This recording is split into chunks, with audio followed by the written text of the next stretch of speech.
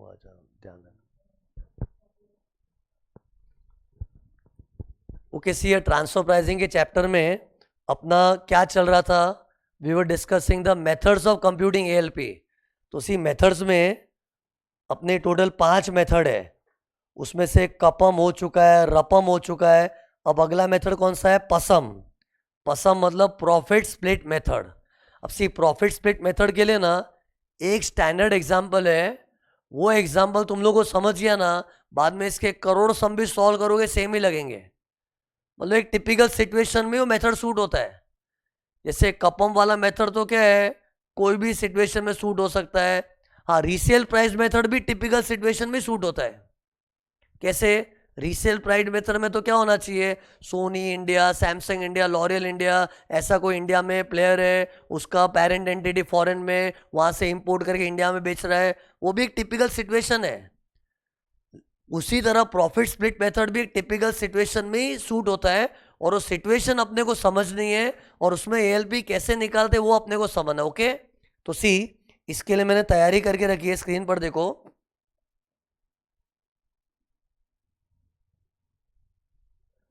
ये देखना,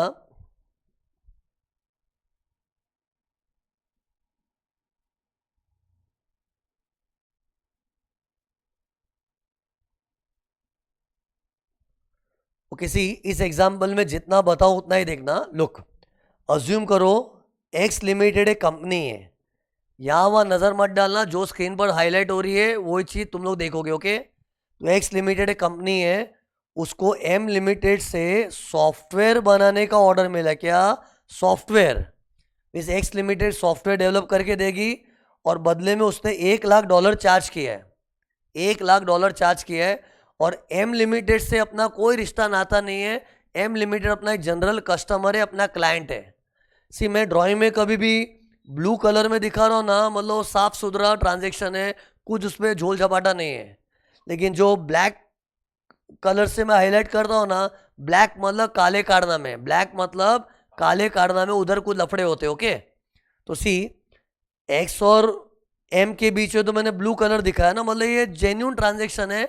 x and M are not a related party, they are unrelated party. It is just M अपना customer है, उसको software develop करके देंगे, $1,00,000 का अपने को रेवेन्यू मिलेगा। ओके, अब सुनो, ये सॉफ्टवेयर बनाने का काम एक्स लिमिटेड ने क्या सोचा, मुझसे अकेले नहीं होगा।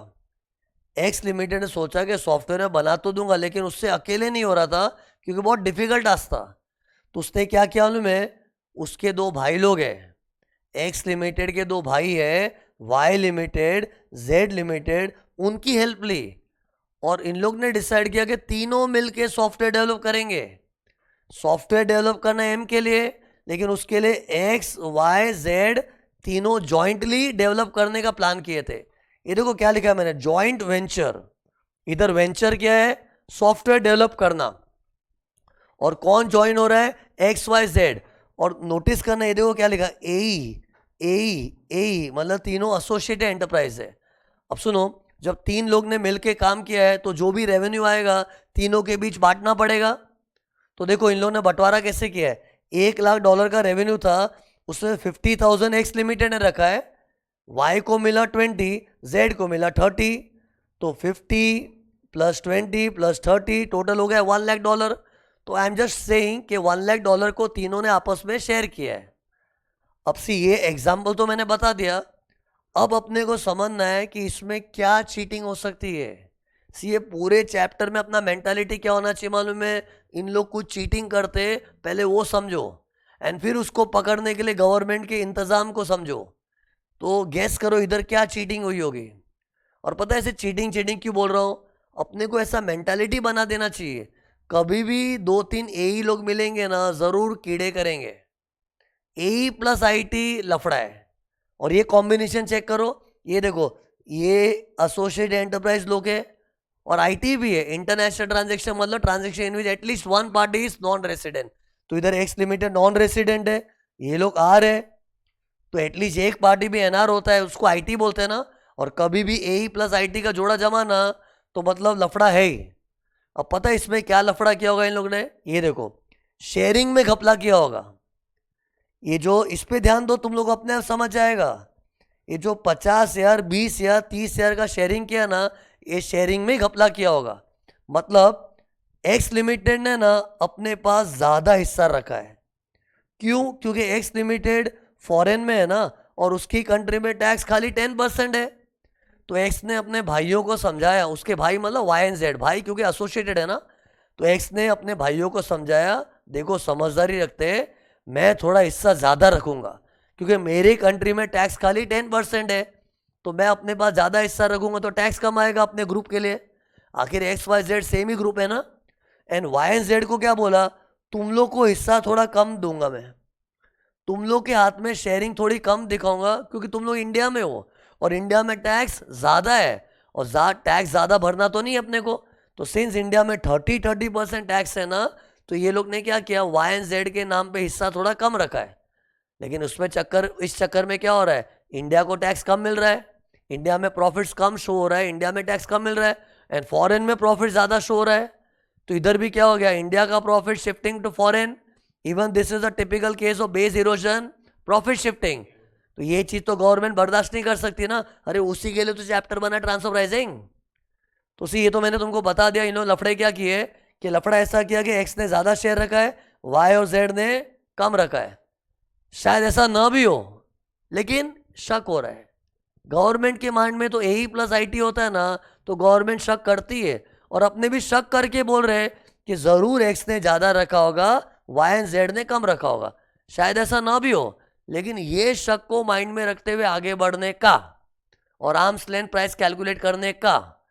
अब पता है इसमें आर्म्स लेंथ प्राइस कैलकुलेट करना क्या पड़ेगा, we will have to find out X का, वाई का, जेड का जेन्यून शेयर क्या है। 50 20 30 तो इन लोगों ने दिखाया है, but we have to find out इन लोग का जेन्यूनली शेयर क्या होना चाहिए। और उसमें पता है अपने को एक्स की चिंता नहीं है, एक्स का कितना होना चाहिए क्या दिखाया अपने, उससे कोई लेना देना नहीं, क्योंकि एक्स एक फॉरेन एंटिटी है, फॉरेन में कमा के फॉरेन में टैक्स भरती है, उसके लिए अपना कोई लेना देना नहीं उससे। हाँ, वाई एंड जेड से तो अपना लेना देना है, ये लोग तो देसी कंपनी है, इन लोग ने अगर कंपनी ज़्यादा दिखाया तो फर्क पड़ता है, तो अपने वाई और जेड की खातिर ALP का मेहनत करेंगे। अब इसमें कैसे ALP निकालना चाहिए, मतलब how to find X Y Z का जेन्यून शेयर क्या होना चाहिए। तो सी इसके लिए कॉमन सेंस क्या बोलती है, कभी भी 2-3 लोग मिलके काम करते तो किसका कितना हिस्सा होना चाहिए, दैट डिपेंड्स अपॉन किसका कितना योगदान है, मतलब किसका कितना कंट्रीब्यूशन है, किसने कितना ज़्यादा एफर्ट डाला है, उस पर डिपेंड करता है ना किसको कितना हिस्सा मिलना चाहिए। जैसे आज मैं और मेरा फ्रेंड दोनों मिलके कुछ काम साथ में कर रहे हैं, और उससे मैंने बहुत मेहनत की, उससे थोड़ा बहुत काम ही किया है, तो मुझे हिस्सा ज़्यादा मिलना चाहिए ना। अरे ये तो व्यवहारिक है, जो जितना योगदान करेगा, जो जितना कंट्रीब्यूट करेगा, उसको वो हिसाब से उसका हिस्सा मिलना चाहिए। तो ये तो रूल ही होता है ना लाइफ का। तो अब अपने को पता है क्या करना पड़ेगा, now we will have to find out कि सॉफ्टवेयर डेवलपमेंट के काम में एक्स का कितना योगदान था, वाई का कितना था, जेड का कितना था, तीनों का कंट्रीब्यूशन मेजर करना पड़ेगा। उससे मालूम पड़ेगा किसका कितना जेन्युइनली शेयर होना चाहिए। तो उसके लिए हम लोग पता है क्या करेंगे, we will try to understand software development का काम कैसे होता है। तो ये तुम लोग को भी पता है, सॉफ्टवेयर डेवलपमेंट में यूजुअली इंजीनियर्स का रोल होता है, ये IT सेक्टर वाला काम है ना। तो अपने देखेंगे किसने कितने इंजीनियर्स एम्प्लॉय किए थे काम पे। तो पता चला, ये देखो स्क्रीन पर मैं लिख रहा हूँ, पता चला एक्स लिमिटेड की तरफ से 2 इंजीनियर आए थे, एंड वाई की तरफ से 4 इंजीनियर, जेड की तरफ से 4 इंजीनियर, इस तरह से 10 इंजीनियर लोग ने मिलकर सॉफ्टवेयर डेवलप किया था। अब इसमें एक्स की तरफ से तो 2 इंजीनियर थे, वाई एंड जेड की तरफ से 4 इंजीनियर। तो यही देख के मालूम पड़ता है कि भाई एक्स का कंट्रीब्यूशन कम था, वाई एंड जेड की तरफ से ज़्यादा एफर्ट आया था। तो इससे आइडिया आता है ना कि किसको ज़्यादा मिलना चाहिए, किसको कम मिलना चाहिए। तो ये तो एविडेंट है, अब तो देख के मालूम पड़ता है कि एक्स को कम मिलना चाहिए, वाई एंड जेड को ज़्यादा मिलना चाहिए। तो इन शॉर्ट ये रेशियो हो गया 2:4:4। और एक बात बताओ, मैंने जो इंजीनियर की बात की है ना, ये तो तुम लोग को फीलिंग देने के लिए ऐसा बोला है, एग्जाम में रेशियो दिया होगा, पक्की बात है। इसमें तुम लोग कंफ्यूजन मत, सर नहीं दिया होगा तो देंगे, देना ही पड़ेगा यार। क्योंकि ये सॉफ्टवेयर डेवलपमेंट का काम है, एग्जाम में कुछ और चीज़ आएगी। अब हर टाइप के काम में किसका कितना कंट्रीब्यूशन है, कैसे मेजर करना है, वो स्टूडेंट को थोड़ी डीपली एक्सपेक्ट करते तू जान। क्वेश्चन में सब डेटा प्रोवाइडेड होगा, इन लोग बता देंगे 2:4:4। लेकिन मैं ऐसे बोल के आगे चलाऊं ना तो तुम लोगों को फंडा नहीं समझेगा। तो तुमको समझाने के लिए फीलिंग दी मैंने, देखो बच्चों सॉफ्टवेयर डेवलप हो रहा है, उसमें इंजीनियर का रोल होता है, तो एक्स ने 2 इंजीनियर काम पे लगाए, वाई एंड जेड ने 4 इंजीनियर लगाए, तो इससे मालूम पड़ता है किसका कितना योगदान है। वो फीलिंग देने के लिए बताया, बट ट्रस्ट मी एग्जाम में 2:4:4 वाला रेशियो दिया होगा। ओके, अब है ना, इसकी मदद से अपने को फाइंड आउट करना है कि एक्स का शेयर क्या होना चाहिए, वाई का क्या होना चाहिए और जेड का क्या होना चाहिए। ओके, ये अपने को फाइंड आउट करना है। तो सी, ये अगर मैं तुम लोग को ट्राई करने को बोलूँ ना, तो तुम लोग यूजुअली एक सिली मिस्टेक क्या करोगे मालूम है? तुम लोग बोलोगे ठीक है सर 2:4:4 है ना, तो अपने एक काम करते, $1,00,000 का जो रेवेन्यू आया था ना, उसको 2:4:4 की रेशियो में बांट देते। लेकिन ये गलत है, ऐसा नहीं कर सकते, क्योंकि $1,00,000 is like a selling price, और सेलिंग प्राइस के अंदर कॉस्ट भी होता है, प्रॉफिट भी होता है। और कॉस्ट के लिए कभी हम बोल सकते कि किसकी कितनी कॉस्ट होनी चाहिए, गवर्नमेंट बोलती हम बताएंगे, एक्स तुझे इतना कॉस्ट इंकर करने का था, वाई तेरे को इतना इंकर करना, जेड तेरे को इतना इंकर करना चाहिए। अरे किसका कॉस्ट इंकर, किसको कितना कॉस्ट इंकर करना है, ये गवर्नमेंट कैसे बता सकती है? हाँ, सेलिंग प्राइस के अंदर जो प्रॉफिट एलिमेंट है ना, उसके लिए गवर्नमेंट कॉन्फिडेंटली बोल सकती है ये तूने ज़्यादा मेहनत किया ना, तेरे को प्रॉफिट ज़्यादा मिलेगा, तूने कम किया तो कम मिलेगा। प्रॉफिट के लिए बोल सकते हैं, लेकिन कॉस्ट के लिए कैसे बोल सकते हैं? अरे मैं ये बोल रहा हूँ कि जो $1,00,000 की सेलिंग प्राइस है, इसको अगर मैं 2:4:4 में डिवाइड कर दूं, तो उसमें मैं क्या कर रहा हूँ, सेलिंग प्राइस के अंदर जो कॉस्ट है ना, वो भी रेशियो में डिवाइड हो रहा है। That is not right, because cost सबका जो है वो है, it is the respective cost of XYZ which has to be respected because cost is trustworthy। Profit में घपले करते हैं ना, तो अपने क्या करेंगे, प्रॉफिट के लिए बोलेंगे कि प्रॉफिट 2:4:4 में होना चाहिए, बट कॉस्ट 2:4:4 होना चाहिए। ये गलत हो जाता है। सी, और बच्चों को ये भी समझना चाहिए, सेलिंग प्राइस में कॉस्ट प्लस प्रॉफिट होता है। कॉस्ट एक ट्रस्टवर्दी डेटा होता है। कॉस्ट हम इंकर करते तो उसमें जिसको हम कॉस्ट का पैसा देते वो अनरिलेटेड पार्टी है। अब अनरिलेटेड पार्टी की तरफ जो कॉस्ट इंकर हुआ है, तो कॉस्ट तो सच्चा ही है, घपला सारा प्रॉफिट में है। इसलिए ये जो $1,00,000 की सेलिंग प्राइस है, इसको तुम लोग 2:4:4 में डिवाइड कर दोगे ना, तो उस चक्कर में क्या होगा, प्रॉफिट और कॉस्ट भी रेशियो में डिवाइड हो गया, जो गलत है। इससे तुम लोग ये लाइंस में मत सोचना कि $1,00,000 को डिवाइड कर दो। करना क्या चाहिए मैं बता दूं, ये देखो सी, इसके लिए मैंने कैलकुलेशन करके रेडी रखा है। ये कैलकुलेशन मैं तुमको बताऊंगा, तुमको अपने आप समझ जाएगा क्या करना है। सी, इसका बेस्ट टेक्निक क्या मालूम है, मेथड का नाम क्या है, वही अपना काम होना चाहिए। मेथड का नाम क्या है, प्रॉफिट स्प्लिट मेथड। तो अपने को वही करना है, प्रॉफिट स्प्लिट मेथड ना। तो first find the profit and then split the profit. तो पहले प्रॉफिट फाइंड करते। तो ये देखो स्क्रीन पर देखो, मैंने प्रॉफिट फाइंड करके रखा है। ये सॉफ्टवेयर बनाने के लिए $1,00,000 का रेवेन्यू मिला था, ये तो अपनी सेलिंग प्राइस हो गई। अब उसमें से कॉस्ट माइनस करूंगा, और ये 80,000 की कॉस्ट है ना, क्वेश्चन में देंगे, ट्रस्ट मी, सम में दिया होगा, इनफैक्ट सम में सब कुछ दिया होगा। अपने को खाली प्रोसेस फॉलो करना है ALP निकालने का। ओके, तो क्वेश्चन में $1,00,000 का सेलिंग प्राइस दिया है, कॉस्ट भी दिया है, और ये पता है ये XYZ की कॉस्ट नहीं है, टोटल सॉफ्टवेयर डेवलप करने के लिए टोटल $1,00,000 मिला है, एंड सॉफ्टवेयर डेवलप करने की टोटल कॉस्ट 80,000 है। टोटल मतलब XYZ तीनों की मिला के, तो इनको टोटल प्रॉफिट कितना हुआ है, 20,000।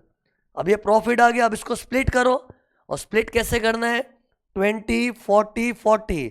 मैंने कहा ना, एक्स की तरफ से 2 इंजीनियर थे, वाई की तरफ से 4 इंजीनियर, जेड की तरफ से 4 इंजीनियर, तो 2:4:4। और ये भी मैंने बोला रेशियो क्वेश्चन में दिया होगा, ट्रस्ट मी, तो बस वो रेशियो के हिसाब से करो।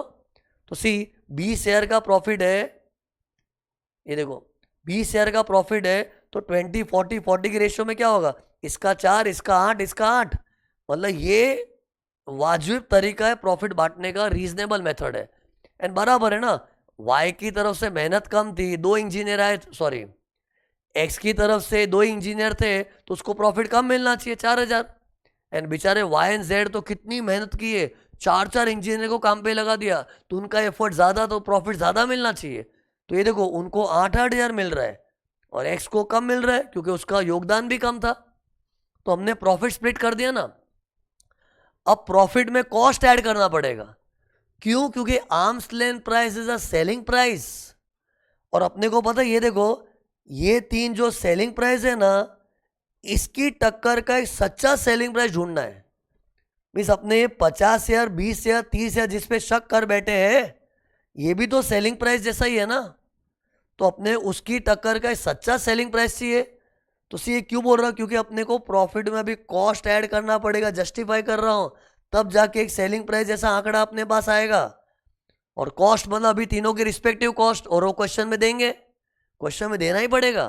तो सी मान लो एक्स की कॉस्ट 42,000 है, वाई का 18,000 है, जेड का 20,000 है, तो तीनों का कॉस्ट दे दिया है। तो बस तीनों की रिस्पेक्टिव कॉस्ट तीनों के प्रॉफिट में ऐड कर दो, तो अपने को एएलपी का पता चल जाएगा। मतलब तुम लोग देखा हमने प्रॉफिट के लिए क्या बोला, इतना होना चाहिए। और वो बोल भी सकते, कॉस्ट के लिए नहीं बोल सकते। कॉस्ट जिसकी जितनी है उसकी उतनी है। जैसे एक्स लिमिटेड और फॉरेन कंट्री में बैठा है, वहाँ तो चीज़ें महंगी होती है, उसका धंधा तो महंगे में चलता होगा, तो उसकी जो कॉस्ट है रिस्पेक्ट करो।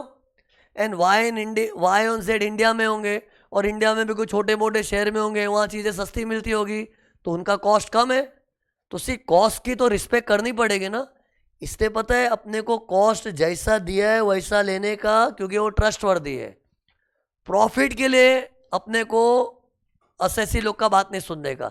उसके लिए गवर्नमेंट क्या बोलेगी, आप लोग को कुल 20,000 का प्रॉफिट हुआ है ना, चल इसको 4 मिलना चाहिए, इसको 8, इसको 8, क्योंकि तुम लोग ने काम भी तो वो हिसाब से किया है, जो कम काम किया कम, जो ज़्यादा किया ज़्यादा। इससे मेन स्ट्रेस क्या था, प्रॉफिट को स्प्लिट करो और कॉस्ट जैसी है वैसी ऐड कर दो। अब आ गया अपना आर्म्स लेंथ प्राइस। अब तीनों के एएलपी को लेके अपने को एग्जाम में कंक्लूजन देना पड़ता है। पता है एग्जाम में सम आता तो एएलपी निकालने के नहीं छोड़ने का, कंक्लूजन देना पड़ता है। अब बताओ इस पे कंक्लूजन कैसे देंगे, एक एक करके बात करते हैं। पहले एक्स लिमिटेड का बात करने का। तो सी एक्स लिमिटेड के लिए स्क्रीन पर देखो, ऐसा बोलने का, we are not interested in X limited. X limited ने कम दिखाया ज़्यादा दिखाया, वी आर नॉट इंटरेस्टेड, क्योंकि X is a foreign entity, India में टैक्स ही नहीं भर रही है। हाँ, वाई एंड जेड के लिए अपने को कुछ विशेष टिप्पणी देनी पड़ेगी कंक्लूजन में। तो ये देखो वाई का हिस्सा होना क्या चाहिए था, स्क्रीन पर देखो 26,000, और भाई साहब ने दिखाया कितना है 20,000, मतलब 26,000 होना चाहिए, खाली 20,000 ही दिखाया। अरे मतलब इनकम कम दिखाई है। तो वाई को बोले नालायक, शर्म है तेरे को, तेरा 26,000 हिस्सा होना चाहिए। और ये हम क्यों बोल पा रहे कि क्योंकि तेरी 18,000 की तो कॉस्ट है और 8,000 का प्रॉफिट तो मिलना चाहिए क्योंकि तेरा योगदान ज़्यादा था। अरे 18,800 था ना मेरी कैलकुलेशन में, देखो ये तो 18,000 की तो तेरी कॉस्ट है और 8,000 का प्रॉफिट मिलना चाहिए, तो वो हिसाब से तो तुझे 26 मिलना चाहिए, और तू कह रहा है कि तुझे 20 ही मिला है, चीटर।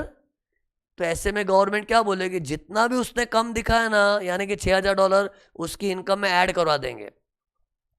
अब बारी आई जेड की। जेड को बोलेंगे, ये देखो जेड का हिस्सा कितना था, सॉरी जेड का कितना हिस्सा होना चाहिए, 28,000, और भाई साहब ने दिखाया कितना है 30,000। तो एक बार तो गवर्नमेंट गुस्से में उसकी तरफ चल दी, भाई तेरा हिस्सा 28,000 होना चाहिए। हाँ, एंड फिर गवर्नमेंट ने बोलो 30,000 ज़्यादा दिखाया, मतलब 28 से ज़्यादा दिखाया है।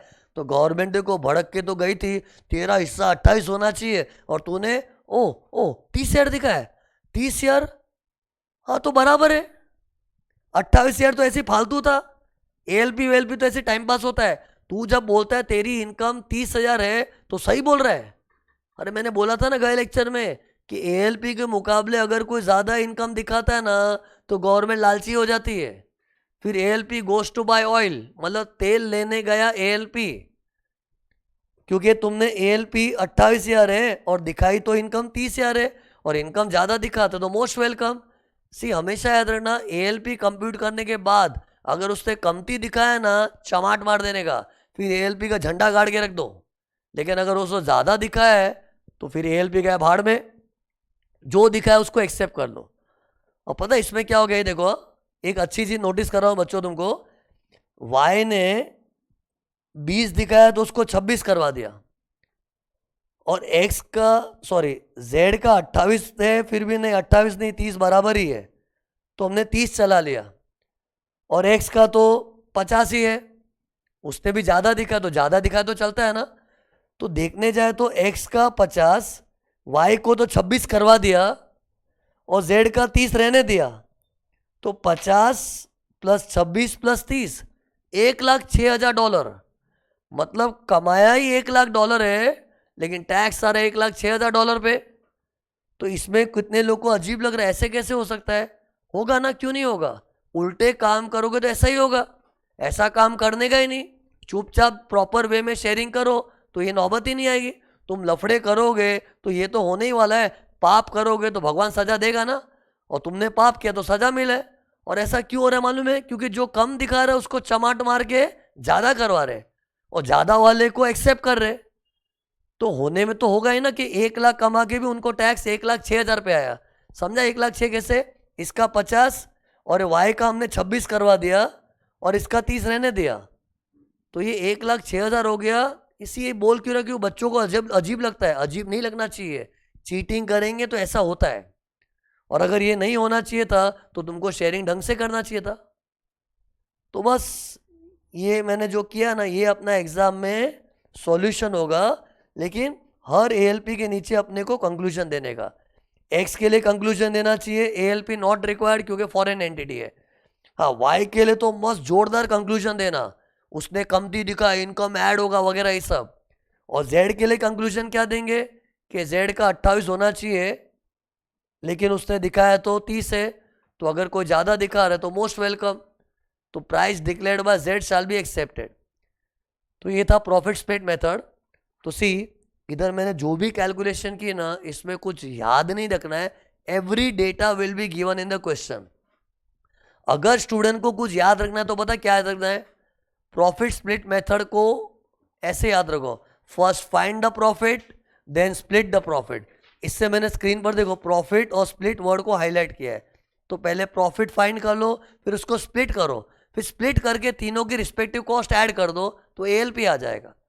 तो this was profit split method. Okay, अब देखो, तो इसका जो नोट्स वगैरह है अपने प्रिंटेड नोट्स पे देखोगे ना, ये सेम एग्जाम्पल सब कुछ सेम दिया हुआ है।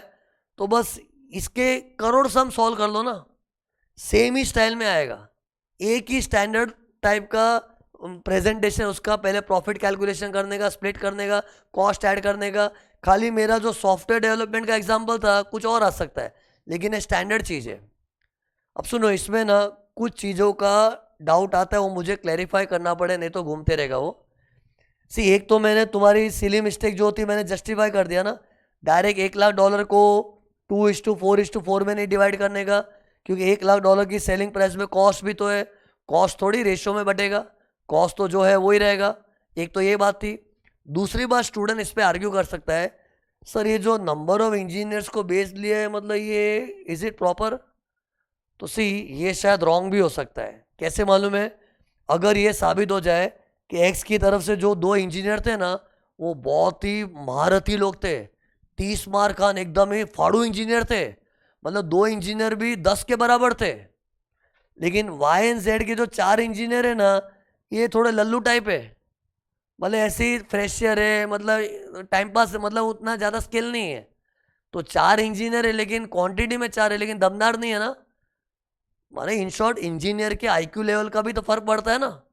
तो ठीक है, ऐसे केस में क्या करना चाहिए, सब इंजीनियर का पगार देखो, क्योंकि किसी का IQ ज़्यादा है तो पगार भी ज़्यादा मिलता होगा ना। तो अपने को उनकी सैलरी को माइंड में रखते हुए रेशियो बनाना पड़ेगा। जैसे फिर इन 2 इंजीनियर की सैलरी क्या है, इन 4 इंजीनियर की सैलरी क्या है, उसके हिसाब से रेशियो बनेगा। लेकिन सी ये सब तुम लोग मत सोचो ना, एग्जाम में रेशियो दिया रहेगा। एक और चीज, मैंने जो नंबर ऑफ इंजीनियर्स का रेशियो लिया था ना, उसके लिए पता है एक्ट में क्या लिखा है? एक्ट में ऐसा लिखा है, ratio can be of man power employed, assets employed, functions performed, risk undertaken etcetera depending upon the type of the work.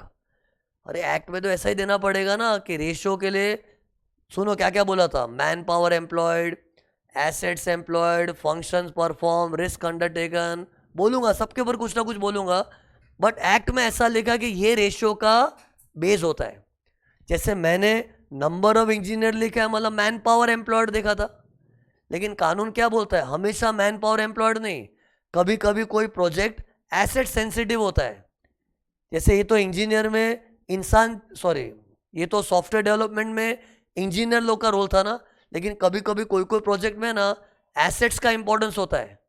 तो अपने को फिर रेशियो कैसे बनाने का, ये देखने का, एक्स की तरफ से कितनी मशीन्स दांव पे लगी थी, वाई की तरफ से कितनी मशीन्स दांव पे लगी थी, जेड ने कितनी मशीन्स को यूज़ किया था, मतलब जिसने ज़्यादा महंगी महंगी मशीन यूज़ की थी, जिसकी तरफ से एसेट ज़्यादा एम्प्लॉय हुए थे, उसको हिस्सा ज़्यादा मिलना चाहिए।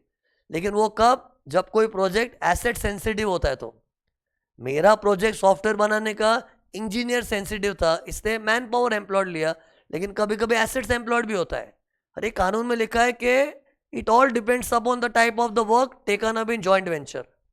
फिर कभी कभी फंक्शंस परफॉर्म्ड होता है, मीन्स कोई कोई प्रोजेक्ट में क्या होता है, उनमें बहुत ज़्यादा एक्टिविटीज़ इन्वॉल्व होती है, तो जो ज़्यादा एक्टिविटीज़ करेगा उसको हिस्सा ज़्यादा मिलना चाहिए, कोई कम एक्टिविटीज़ करेगा तो इसको हिस्सा कम मिलना चाहिए। तो मतलब वो कब, जब किसी प्रोजेक्ट में नंबर ऑफ एक्टिविटीज़ बहुत होती है, तो जो ज़्यादा एक्टिविटी किया उसको ज़्यादा हिस्सा मिलना चाहिए। सी ये सब बातें बता रहा हूँ, इसका तुम लोग टेंशन मत लेना। Again I am repeating, ratio जो मैंने 244 दिया है ना, एग्जाम में दिया होगा, ये तो क्या एक्ट में ये सब वर्ड लिखे मुझे बताने पड़ेंगे। तो क्या बोला एक्ट में, ratio can be of man power employed, assets employed, functions perform, जो मैं बोल रहा था नंबर ऑफ एक्टिविटीज, एंड कभी कभी रिस्क अंडरटेकन भी देखना पड़ता है। कभी कभी क्या होता है, कोई कोई प्रोजेक्ट में रिस्क होता है। सी धंधे में रिस्क किस बात का होता है ना, मैं पैसा डालने को फटती है कि आज अगर मैंने पैसा लगा दिया डूब गया तो, लेकिन कोई कोई डेयरिंग बाज लोग क्या बिंदास पैसा लगाते हैं, कोई फट्टू है तो पैसा नहीं लगाएगा। तो ऐसा मान लो इन लोग ने कोई रिस्की प्रोजेक्ट हाथ में लिया है, मतलब ऐसा रिस्की प्रोजेक्ट है ना कि फ्लॉप शो होकर सब पैसा डूब भी सकता है, ऐसा रिस्की प्रोजेक्ट है, और उसमें वाई एंड जेड डेयरिंग बाज है, उन लोग ने बिंदास पैसा लगा दिया और एक्स फट्टू है। तो इससे मालूम पड़ता है ना कि रिस्क कौन ज़्यादा लेने को तैयार है, तो उसको ज़्यादा हिस्सा मिलना चाहिए। ये कब, जब रिस्की प्रोजेक्ट होगा। तो सी बेसिकली मुझे बच्चों को है ना 4 क्राइटेरिया जो एक्ट में दिए ना उसका फीलिंग देना है। Criteria of developing the ratio, ratio can be man power employed जो मेरे एग्जाम्पल में था, number of engineer, it can be assets employed, functions performed, risk undertaken, etcetera etcetera. Law में क्या बोला है, कुछ भी ले सकते हैं, it all depends upon the type of the work. Means कानून में ऐसा नहीं बोला कि इसी को बेच लो, वो तो काम काम पे डिपेंड करता है ना। इधर सॉफ्टवेयर का काम था, कुछ और काम भी हो सकता है।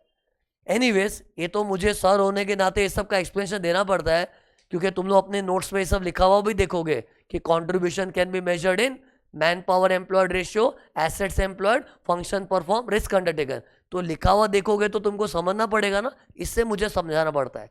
बाकी अगर तुम लोग कैजुअली पूछो ना, टेंशन लेने का, रेशियो क्वेश्चन में दिया है, चुपचाप ये देखो स्क्रीन पर, ऐसे फॉर्मेट से सॉल्व करो, आंसर आ जाएगा। तो ये था अपना प्रॉफिट स्प्लिट मेथड। ओके, अब देखो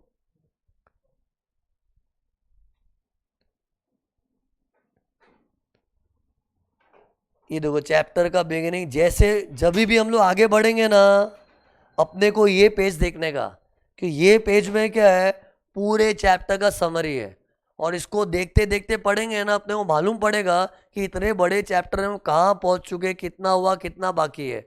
इससे समरी देख देख के बढ़ने का आगे। ओके, तो सी अपना चैप्टर कहाँ पहुँचा, ये देखो अपने मेथड्स पढ़ रहे हैं, मेथड्स, उसमें कंपेरेबल अनकंट्रोल प्राइस मेथड हो गया, रीसेल प्राइस मेथड हो गया, प्रॉफिट स्प्लिट मेथड हो गया।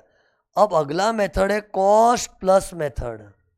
अब देखो कॉस्ट प्लस मेथड क्या होता है, उसके लिए भी मैंने एग्जाम्पल ड्राइंग वगैरह सब बना के रखी है, तुम लोग खाली देखते जाओ। सिंपल है, कॉमन सेंस वाला है पूरा। ये देखो लास्ट ये था ना अपना प्रॉफिट स्प्लिट मेथड, अब अपना नेक्स्ट है कॉस्ट प्लस मेथड। अब ये देखना, कॉस्ट प्लस मेथड में घुसने के पहले लेट मी रिमाइंड यू अपना फर्स्ट मेथड। अपना फर्स्ट मेथड कौन सा था, कंपेरेबल अनकंट्रोल प्राइस मेथड, तो उसको एक बार रिकैप करेंगे तो ही मैं आगे बढ़ पाऊंगा। तो ये देखो, मैंने फर्स्ट मेथड में क्या किया था, स्क्रीन पर जितना दिखा वही देखने का, हाईलाइट करके, एक्स्ट्रा मत देखो, कंफ्यूजन होगा। ये देखो, अपने फर्स्ट मेथड में हमने एक्स लिमिटेड वाई लिमिटेड के एग्जाम्पल में क्या बोला था कि एक्स तो $4,000 में बेच रहा है, लेकिन एक्स के प्राइस पे अपने को ट्रस्ट नहीं था ना, तो हमने क्या किया, एक्स को पूछा कि भाई तू आउटसाइडर्स को कितने में बेचता है। आउटसाइडर्स मतलब अनरिलेटेड पार्टीज, तो वो अनरिलेटेड पार्टीज के प्राइस को हमने बेच लिया था। याद करो, कंपेरेबल अनकंट्रोल प्राइस मेथड में क्या किया था, वो $6,000 को बेच लिया था ना। फिर उसमें हमने plus minus plus minus plus minus किया था, क्या, डिस्काउंट, वारंटी वगैरह वगैरह, ऐसे करके अपना एएलपी आया था। याद आया? मतलब हम लोग क्या करते, जो अनरिलेटेड पार्टीज को हमने प्राइस चार्ज किया था ना 6,000, उसी में प्लस माइनस करके करते हैं ना। लेकिन सुनो ध्यान से, कभी कभी हम लोग है ना, स्क्रीन पर देखो, ये वाले प्राइस पे ध्यान ही नहीं देते, हम लोग एक अलग ही मेथड यूज करते। मीन्स हम एक्स को क्या बोलेंगे, तू अनरिलेटेड पार्टी को क्या प्राइस पे बेचता है ना, वो हमको नहीं देखने का है। हम लोग क्या करते हैं, एक्स लिमिटेड को बोलेंगे, एक्स एक काम कर, तूने जो प्रोडक्ट वाई को बेचा है ना, उसकी हमें कॉस्ट बता। तूने जो प्रोडक्ट वाई को बेचा है ना, उसकी हमें कॉस्ट बता। और गवर्नमेंट पता है कॉस्ट के पीछे क्यों लगी है? गवर्नमेंट का क्या मानना है कि लोग सेलिंग प्राइस मैनिपुलेट कर सकते हैं, लेकिन सेलिंग प्राइस के अंदर जो कॉस्ट इन्वॉल्व होता है ना, वो सच्चा होता है। क्यों? क्योंकि हम जब कॉस्ट इंकर करते हैं ना, तो वो अनरिलेटेड पार्टीज की तरफ होता है। जैसे मान लो एक्स लिमिटेड ने वाई को जो भी प्रोडक्ट बेचा होगा, तो उसकी कॉस्टिंग में क्या होगा, रॉ मटेरियल, लेबर वगैरह, ओवरहेड्स। तो ये रॉ मटेरियल किसी सप्लायर से लिया होगा, तो यूजुअली सप्लायर एक अनरिलेटेड पार्टी होगी। रिलेटेड पार्टी भी हो सकता है, लेकिन एक बार अज्यूम करो कि सप्लायर तो इन जनरल अपने अनरिलेटेड होंगे। फिर वेजेस मजदूरों को दिया है, तो मजदूरी भी अनरिलेटेड पार्टी है। कोई जगह का रेंट दे रहा है, तो रेंट हमने किसी लैंडलॉर्ड को दिया, तो अनरिलेटेड पार्टी है। बेसिकली मैं क्या फीलिंग देना चाह रहा हूँ, तो फीलिंग देना चाह रहा हूँ कि एक एसएससी की जो कॉस्ट होती है ना, वो रिलायबल होती है। तो गवर्नमेंट ने वही किया, एक्स लिमिटेड को बोला तू तेरा कॉस्ट बता दे, क्योंकि हमको तेरे सेलिंग प्राइस पे भरोसा नहीं है, तेरे कॉस्ट पे भरोसा है। तो एक एक करके उसकी हमने कॉस्ट जानी। ये देखो स्क्रीन पर राइट साइड में देखो लिखा है डायरेक्ट कॉस्ट, मतलब एक्स ने जो वाई को प्रोडक्ट बेचा उसका डायरेक्ट कॉस्ट, उसका इनडायरेक्ट कॉस्ट, इस तरह से आ गया टोटल कॉस्ट। एंड फिर कॉस्ट हमने एक्स लिमिटेड से जान लेना। अब एक्स को बोलेंगे अभी तो साइड में बैठ, अब हम लोग कुछ और करेंगे, अब हम मार्केट से पता लगाएंगे। तू तो पापी है, तू तो चीटर है, तेरे से हमको कॉस्ट जाननी थी, जान ले, क्योंकि तेरा कॉस्ट ट्रस्ट वर्दी है। कि कॉस्ट में तूने जिनको भी पैसे दिए होंगे वो कोई अनरिलेटेड पार्टी है ना, तेरा कॉस्ट हमने सुन लिया ना, अब तो साइड में बैठ। अब हम मार्केट से पता लगाएंगे कि जिस तरह का प्रोडक्ट एक्स ने वाई को बेचा है, उसमें what is the standard GP margin. ये देख स्क्रीन पर लिखा है standard GP margin. Standard GP margin मतलब जो प्रोडक्ट एक्स ने वाई को बेचा है, वैसे प्रोडक्ट में लोग बाग कितना प्रॉफिट का लोडिंग करते। सी हर धंधे वाला क्या करता है, अपने कॉस्ट के अंदर कुछ प्रॉफिट लोड करके वो हिसाब से बेचता है ना। हाँ, सबकी कॉस्ट अलग होती है, लेकिन अपने कॉस्ट तो एसएससी का ही लिया है ना। सबका कॉस्ट पैटर्न अलग होता है, लेकिन अपने तो एक्स से डील कर रहे, तो एक्स का कॉस्ट लिया है, लेकिन प्रॉफिट सबका अलग क्यों होगा? एक ही टाइप का प्रोडक्ट दुनिया वाले बेचते हैं, तो मोरलेस सबका प्रॉफिट का लोडिंग सेम होना चाहिए। जैसे आज ये प्रोडक्ट मैं बेच रहा हूँ, तो ये प्रोडक्ट दुनिया में सब लोग बेच रहे हैं, और सब लोग एक ही टाइप का प्रोडक्ट बेचते हैं, तो सबका जो प्रॉफिट का जो परसेंटेज होता है ना, वो मोरलेस सेम रहता है। What I am trying to say is, in a competitive market, in a product which everyone is selling, which I am also selling, तो उसमें जो प्रॉफिट का परसेंटेज है वो काफ़ी स्टैंडर्डाइज होता है। जैसे मान लो एक्स लिमिटेड ने वाई लिमिटेड को है ना कुछ केमिकल्स बेचे थे, उसका केमिकल का धंधा है, तो अपने क्या देखेंगे, जिस तरह का केमिकल एक्स ने वाई को बेचा है, वैसा केमिकल बेचने वाले जो दूसरे इंडस्ट्री प्लेयर्स है, वो लोग कॉस्ट में कितना प्रॉफिट का लोडिंग करते हैं, वो फाइंड आउट करना पड़ेगा, और वो सेम होता ही है। सीधी बात है ना। आज बताओ, मेरे कॉम्पिटिटर्स लोग 10% लोडिंग करके बेचते हैं, और मैं 10 के बोले 50% करूँ, 30% करूँ, तो मैं मार्केट से आउट हो जाऊंगा। आज अगर मार्केट में रहना है तो अपने एक स्टैंडर्ड प्रॉफिट का लोडिंग करना चाहिए, क्योंकि इसमें हम लोग ज़्यादा मस्ती करेंगे ना, कस्टमर अपने पास नहीं आएगा, कॉम्पिटिटर के पास जाएगा। तो see what I am trying to say is cost सबका अलग होता है। किसी के लिए कॉस्ट सस्ता हो जाता है, किसी का कॉस्ट महंगा होता है, लेकिन एक इंडस्ट्री में एक ही टाइप का प्रोडक्ट जब लोग बेचते हैं तो मोरलेस सबका प्रॉफिट का लोडिंग स्टैंडर्डाइज रहता है। आई एम नॉट से एकदम सेम होगा, कोई अपने प्रोडक्ट में 10% लोडिंग करता है, कोई 12%, 11%, 8%, बट नियर अबाउट सेम ही रहता है। और वो स्टैंडर्ड जीपी मार्जिन क्वेश्चन में दिया होगा। ये देखो मैंने इधर लिखा है ना, स्टैंडर्ड जीपी परसेंटेज, मतलब जो टाइप का केमिकल एक्स लिमिटेड वाई को बेच रहा है, केमिकल का धंधा सोचो, केमिकल का धंधा है अज्यूम करो, तो वैसे केमिकल बेचने वाले दूसरे लोग कितना लोडिंग करते वो क्वेश्चन में दिया होगा। लोडिंग मतलब प्रॉफिट मार्जिन, तो वो ऐड कर दो। फिर ये देखो ये जो क्रॉस क्रॉस क्रॉस लिखा ना, ये सब में दिया होगा। फिर अपना ALP आ जाएगा 5,600। अब 5,600 से मालूम पड़ा कि ये सच्चा प्राइस है। अब हम लोग है ना कॉन्फिडेंटली एक्स से झगड़ सकते हैं।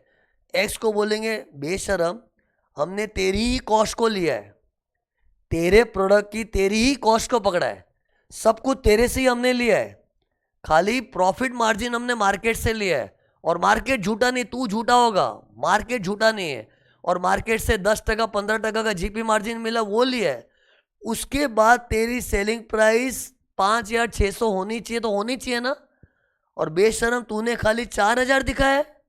ये देखो स्क्रीन पर एसएससी ने सेलिंग प्राइस कम दिखाई है 5,600 के मुकाबले, तो गवर्नमेंट उसको बोलेगी चीटर, तूने $1,600 से इनकम कम दिखाई, तो उसकी इनकम में ऐड करने की बात करते ना। लेकिन पता है ऐसे में अगेन एक्स लिमिटेड कुछ बहाने मार सकता है। बहाने मतलब वो डिस्काउंट वारंटी जो पड़ा था ना, तो मान लो इधर एक्स लिमिटेड का बहाना होगा, क्या बहाना मालूम है, कि हमने ना वाई लिमिटेड को जो प्रोडक्ट बेचा था ना, वो जो हमने केमिकल्स बेचे थे ना, उसको बहुत ज़्यादा बल्क में ऑर्डर था, और इतना बल्क में ऑर्डर थे तो डिस्काउंट देना पड़ा था।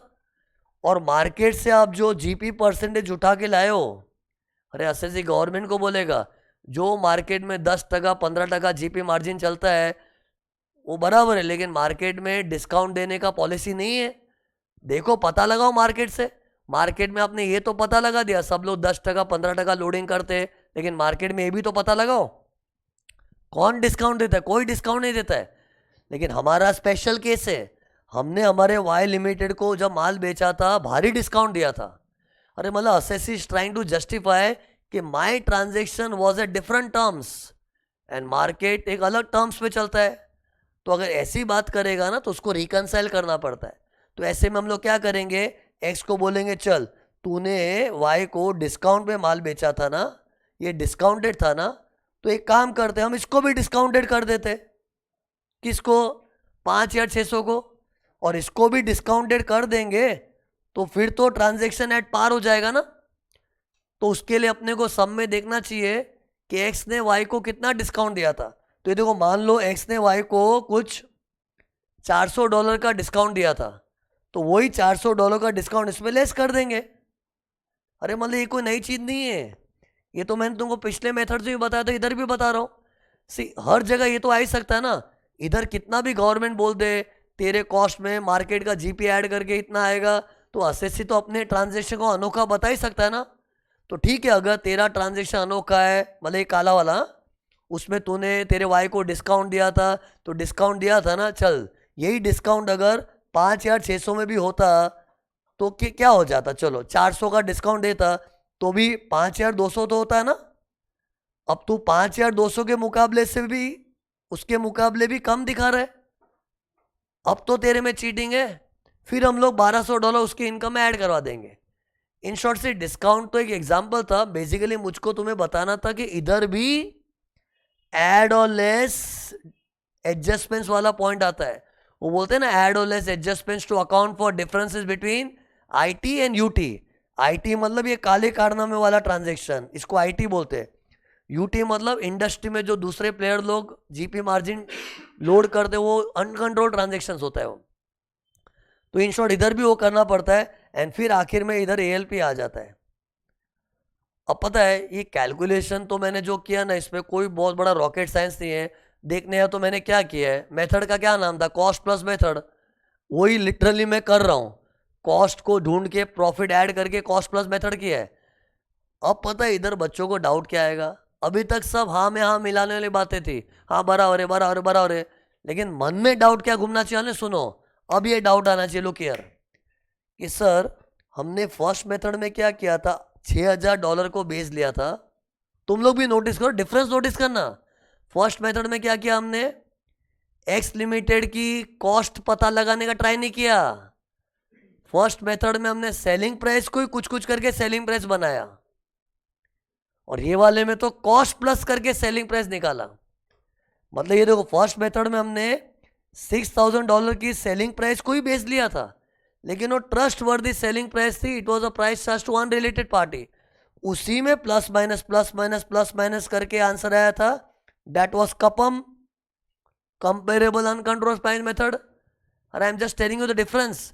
और दूसरे मेथड में हमने क्या किया, एसएससी की कॉस्ट को ऐड किया, उसमें मार्केट में क्या प्रॉफिट मार्जिन चल रहा है उसको ऐड किया, इस तरह से एएलपी निकाला, वो था सीपीएम। तो सी दोनों मेथड अलग तो लग रहे कि नहीं, अलग लग रहे, अलग बताओ नहीं तो आगे बात नहीं बढ़ेगा। अलग क्यों है, फर्स्ट मेथड में तो हमने अनरिलेटेड सेलिंग प्राइस को ही, ये देखो सेलिंग प्राइस को ही कुछ कुछ करके एएलपी निकाला था, लेकिन यहाँ पे हम लोग आउटसाइड सेलिंग प्राइस को नहीं देख रहे, एसएससी की कॉस्ट के अंदर ही मार्केट में जो स्टैंडर्ड जीपी चलता है उसको ऐड करके निकाला। मेथड अलग है, लेकिन मन में कंफ्यूजन क्या आएगा कि सर कौन सा करना चाहिए, यही तो दुविधा होती है रियल लाइफ में। इसके लिए कानून को ही पूछोगे ना, एक कानून कौन सा मेथड करे, तो सी इसके लिए लॉ ने क्या बोला, बॉस वो हम नहीं बताएंगे, you have to follow the most appropriate method. And what is most appropriate, कानून बोलता है वो तू बेहतर जानता है। असेसी ये तेरा धंधा है, तेरा प्रोडक्ट है, तेरे से बेहतर क्या जानता है कि क्या अप्रोप्रिएट है क्या नहीं। तू अपने बिजनेस का एक्सपर्ट है, तो you should be able to decide what is appropriate. हमने तो खाली दो मेथड खोल दिए, मेथड 1 के 6,000 के अंदर ही प्लस माइनस कर करके निकालो, मेथड 2 के तुम्हारी हम कॉस्ट को जोड़ेंगे, उसमें प्रॉफिट मार्जिन ऐड करके निकालेंगे। हमने तो दो मेथड खोल दिए, अब कौन सा अप्रोप्रिएट है तू सिलेक्ट कर। अब सी ऐसे में स्टूडेंट को क्या लगता है ये कैसे होगा, और स्टूडेंट क्यों नहीं समझ पाता, क्योंकि स्टूडेंट का भी धंधा नहीं हो, एक्चुअल में धंधा करे एसएससी। और एक बात बताऊं, जिसका धंधा है ना, अगर वो सच्चा आदमी है ना, तो वो जज कर सकता है कि ये सही मेथड है ये गलत मेथड है। बट वो जो एक्चुअल में बिजनेस कर रहा है, मतलब मेरे एग्जांपल में एक्स लिमिटेड, वो भली बात ही जानता है कि व्हाट इज अप्रोप्रिएट।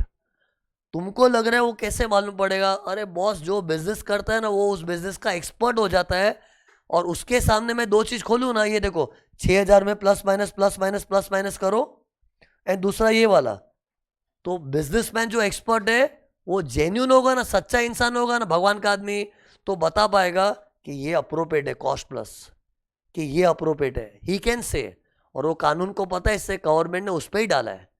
खैर ये सब बातें रियल लाइफ में क्या है डिफिकल्ट हो जाती है, लेकिन तुम लोग को टेंशन नहीं लेना है। तुम लोग के लिए पता सिंपल चीज क्या है, अगर कपम वाला मेथड है तो क्वेश्चन में कपम बोल देंगे, कॉस्ट प्लस मेथड करना है तो वो बोल देंगे, लेकिन रियल लाइफ में क्या कंफ्यूजन होता है। लेकिन सुनो एक अच्छी टेक्निक बता रहा हूं, सुनो अभी सुनो, एक इनफॉर्मल टेक्निक बता रहा हूं, फॉर व्हाट यू नो, कि कौन सा मेथड कब यूज करना चाहिए। लेकिन सी इसको तुम लोग एकदम पत्थर की लकीर लेके मत चलना, this is based on my experience. See based on my experience you know what I can say, ये मेथड कब सूट होगा में, कौन सा कॉस्ट प्लस मेथड, जब अपना प्रोडक्ट है ना, it is a routine product, ये कोई अनोखा प्रोडक्ट नहीं है।